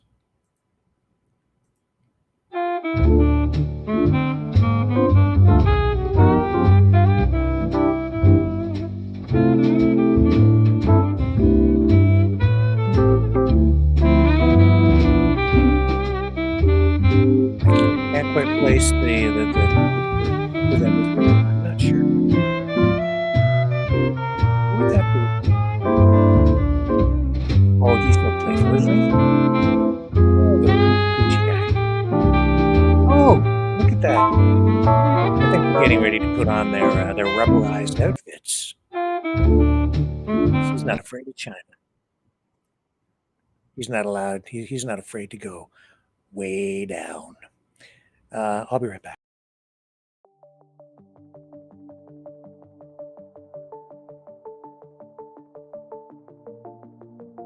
Greetings, brave Mavericks.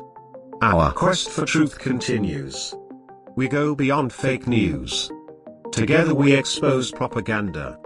Together we pull others out of rabbit holes.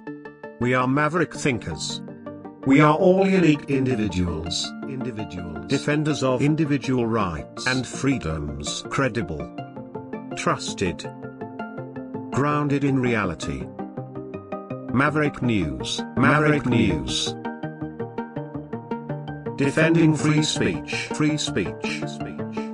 Donate at freedomreporters.com. Do it now. Tomorrow may be too late. Maverick News. The world is watching.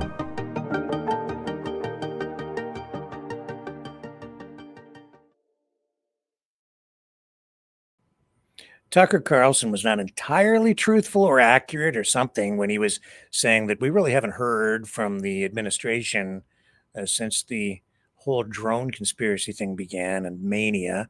I just bring you back to this, where the Pentagon addressed this. These are not U.S. military drones. Again, this is being investigated by local law enforcement. What our initial assessment here is that these are not drones or activities coming from a foreign entity or adversary. You're telling me we don't know what the hell these drones are in New Jersey are? Is that correct? That's right. It's crazy. I mean, that's crazy. That's madness that we don't know what these drones are. From the Coast Guard, who said that one of their 47-foot motor lifeboats was followed by between 12 and 30 of these drones as they went through the water. These are 6-foot drones that are somehow evading our detection. They are not being detected. They're saying no threat, but how the hell do they know? They don't know anything. They don't know what it is. They don't know where it come from. They don't know nothing. They know that they can't track them. They know that they don't emit a signal. They know that they can't see them when they turn their lights out. They also indicated that they don't know where they come from. They don't know where they go to. One family claims they followed a drone in their car, and while it hovered above them, the clock in their car changed times. Some of the FBI agents that have been assigned to look into this have reported drones flying over their homes. It's right here over Picatinny. There was a drone just hanging out. I put my drone up in the air and went towards it. I had full battery life. Not 3 minutes into the flight, I lost control of the drone. Warning on my screen, lost control, and my drone started going down dead. These are fully charged batteries. It's 2 batteries that have died within seconds, and the drone went up and, like a couple feet off the table, and then came right back down. Okay, you see it? You see how it goes? See how it goes? And then it becomes a spacecraft or aircraft or whatever you want to call it. What the fuck is that, bro? Did it just get smaller? Bro, what? Above the ocean, and it was low, very low, but so bright and so clear, and it was huge. Like when you... I'm concerned. I issued a letter to ask for more information, and I think there should be a lot more transparency about that. Can you make that make more sense? Because I think people in New York and New Jersey see drones the size of an SUV over their house every night and think that that doesn't make any sense. I understand why people would be looking at this and being concerned about it. We're concerned about it too, which is why we have the Department of Homeland Security and the FBI. My goodness, looking at this. And so this is not good, right? I can tell you, though, the mysterious drone sightings, which peaked back in 2024, primarily over New Jersey, spreading over parts of New York, Pennsylvania, Connecticut, and other East Coast states, started around mid-November, just about almost a year ago, just days after the November 5th presidential election. Everything kind of simmered down after Donald Trump was elected, which to me seems very, very odd. But then in a joint statement back on December 12th of 2024, there was a statement, as you may recall, they downplayed it as a no national security or public safety threat and no foreign nexus. And they attributed most sightings to a mix of lawful, commercial, hobbyist law enforcement drones, misidentified manned aircraft, planes, helicopters, and even stars or planets. And they noted no confirmed incursions in restricted airspace and emphasized that visual reports often didn't match electronic detections. And Trump said that he was going to get to the bottom of it. He promised that he would tell us all about it in January of 2025. The Trump administration came out and attributed the flights to FAA permitted activities, including military research, commercial ops, and testing. And then a May 2025 release of federal documents showed many drones were routine air traffic, like a medevac helicopter mistaken during a car crash response. There was also condensation trails from planes. Oh, chemtrails. No evidence of foreign involvement despite widespread claims by people like Jeff Van Drew's Iranian mothership theory. And there are still lingering questions out there because of all of the inconsistencies and the lack of rapid transparency. Not everyone bought the explanations, and some people are still skeptical. In short, I don't know what it was. I don't know if they're telling us the truth. Some think it was some election-tied plot that vanished when Trump came into office. I don't know. It's all just weird. It's a Truespiracy. It did happen. But what's the truth of it all? Can't really say for sure. Bat Boy. Remember Bat Boy? We did a whole thing about Bat Boy here. The Bat Boy tabloid, Weekly World News. Remember? He's back. Bat Boy is back. Yes, he is. You may remember Bat Boy from tabloid covers like this one on the Weekly World News. Bat child found in cave. Boy captured by explorers 2 miles underground. He might be related to Pigface and Dog Skeeto. I'm not sure. I think all of them have been out to the farm in Edgewood, being injected with God knows what. In spite of Jim Kerr saying, no, they weren't injected with anything. No? Oh, let me show you this. Let me show you that Bat Boy is back. Rolling Stone announces exclusive 100% true report on the whereabouts of Bat Boy. Look, I'm sure this is true. Hardly a conspiracy. Right there, look at that. Bat Boy lives. I told you he's back. Elvis is back too. It says so right there on the cover of Rolling Stone. The UFOs are on page 32, but Elvis was sighted at the White House. That's also a headline story in that edition of Rolling Stone. Rolling Stone has nabbed an exclusive report on the whereabouts of Bat Boy. The 100% true, incredible, shocking article was published as a cover story this month by the reputable magazine, trusted by all for its impeccable fact-checking and vetting process, leading to stories that are not just true, but double plus true. The gripping profile, it says here, of the pariah Bat Boy chronicled his journey from being born a mutant half-boy, half-bat to being captured by a shadowy scientific organization run by the United States government to escaping again, to being captured again, to escaping again, and so on. According to the story, Bat Boy has led a roller coaster of a life since he was first discovered in 1992.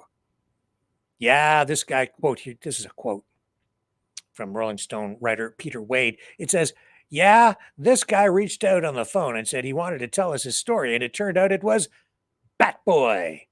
We really didn't fact check it or anything because he did kind of sound like a bat. He screeched and stuff, so we were pretty sure it was true. Anyway, yeah, it was a pretty riveting story. I guess he might have been involved with the whole Wuhan thing. Rand Paul, where are you when we need you? Get Dr. Fauci on this. And then he spent a few years finding himself out in the wild, traveling, seeing the sights. Bat Boy worked at a Portland coffee shop for a few years, and no one batted an eye. We're excited to share his unbelievable but true story with the world at last in Rolling Stone. The issue is available on store shelves right now, right next to other tabloids like Weekly World News and National Enquirer and the New York Times. And that coming from, well, one of the most credible, trustworthy sources of news on the internet and around the world, the Babylon Bee. But I'm serious, the Bat Boy really is back because in New York, they have Bat Boy the musical, baby. It's a new thing. Yeah. Bat Boy the musical.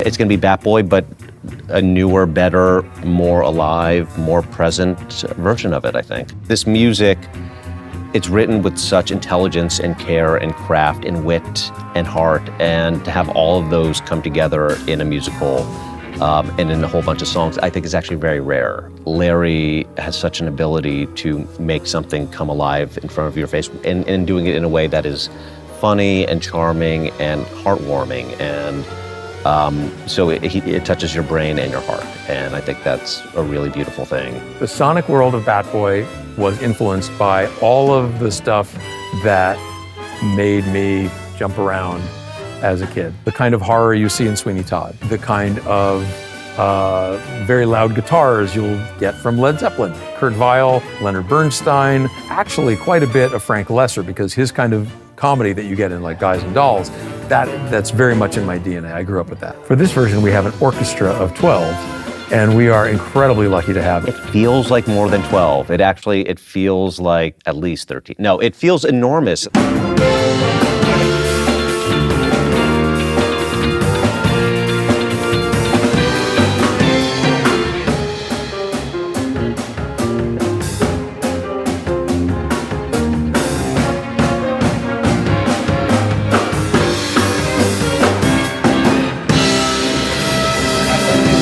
October 29th to November 9th. Tickets from $45.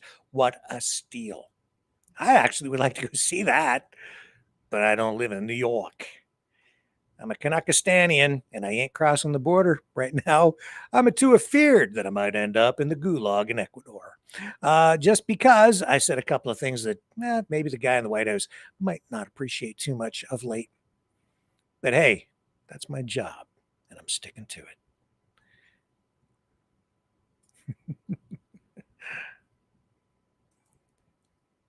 And when I say the guy in the White House, who am I talking about?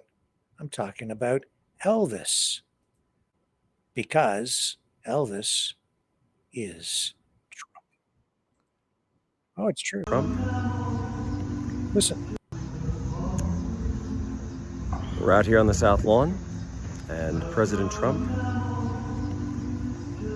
is playing Elvis. No, he's not. He's not playing Elvis. That's Trump singing. It's karaoke. And now we know Trump is Elvis. Listen. He's getting ready to perform in the ballroom when construction is complete. Oh, it's too weird. Oh, it's just too freaking weird. I don't know what else to. Is there anything else I can show you tonight that's weirder than what I've shown you? There's Stargate Elvis. This, too, I mean, hey, we're living in an AI world, right? Well, then let's get some reality and some truth going on here. Hang on. Busy!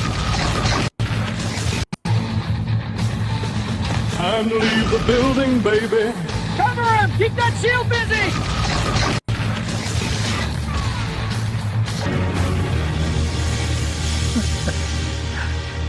Starring Donald Trump. Line up the shafts of the King's Chamber with Orion, you'll see they match exact, like they were set by a cosmic metronome. Excuse me, do you know anything about the Stargate? Son, that's a whole other chapter. Unless you're the best we've got! You have to go through that space portal, and you have to do it now! Lives are on the line, do you understand me? I hear you loud and clear, General. Just say the word and I'll step on through. Word said. Gear up. So you're the brass signing off on this little walk through the stars. General Briggs, I've read your file, Mr. Presley, mostly after-action reports and a few stage reviews. Hope the critics were kind. You really coming with us? I wouldn't miss it. General, you brought me all the way down here in the middle of the night. I'd like to know what kind of door we're about to knock on. If that ring out there opens to another world. Well, I'll be. This ain't Vegas. Gate's clear. We move now? Not yet. Those folks by the dunes haven't blinked once, and I don't like it. Orders are to step through. Yeah, and stay alive while we're at it. Give me 30 seconds. 30. Keep your spacing. We hit the ridge in 30 seconds. Copy that, Captain. Eyes up. That ring behind us isn't the only thing waiting out here. Sandstorm's picking up. Then we outrun it. Move! Never thought I'd find a place like this on the far side of the stars. It isn't as far as it feels when someone is willing to listen. Well, darling, you got my ears. More of them cutting across the ridge! Come on, man, move! Come on! And under my boots, stars over my head. Heart beats loud like a drum of the desert spread. Hey ya, sunlight fire. You're the wrong singer to kidnap, Goldface. You are no god, yet you dare challenge one. I'm just a man with a mic and a mean right hand. Let her go. Kneel. Looks like the party's over, Featherhead. Well, I'll be. That's one mighty big blue halo you got there, Colonel. It's the Stargate. Destination's locked. Looks like a swimming pool for the stars, baby. You ready to move? Always ready. Let's take care of business. When the sun leans low and the sand turns gold, breathing feels like prayer, I will sing you home.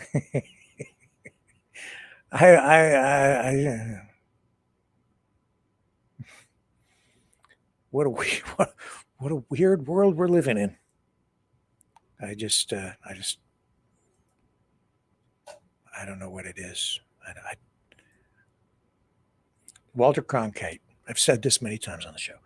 I don't know if I ever attributed it to him, but I used to watch Batman when I was a kid every night after school. Like, not night, it was like late afternoon.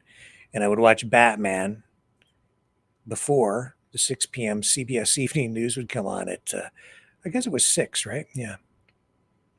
6 p.m. And Walter Cronkite would always sign off with like some sort of an op-ed, weird, kicker story or whatever. And he would finish up with, that's not news, but that too is reality. Well, what I've shown you tonight here on Truespiriacies, and even during the regular portion of the newscast, I'm not sure if it's news, but that too is artificial something. Reality? I hesitate to use the word intelligence. One thing's for sure. It's all fake. See you tomorrow night, 7 p.m. Eastern, on the flip side.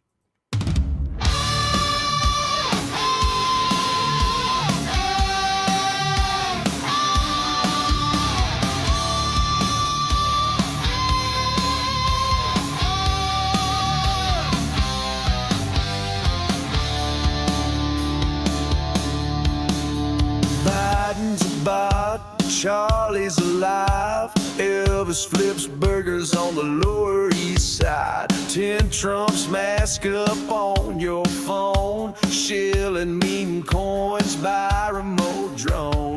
Graphene needles in your veins. Chemtrail sugar fries your brain. George Floyd's American hologram pie. Don't trust your lying eyes. It's all fake.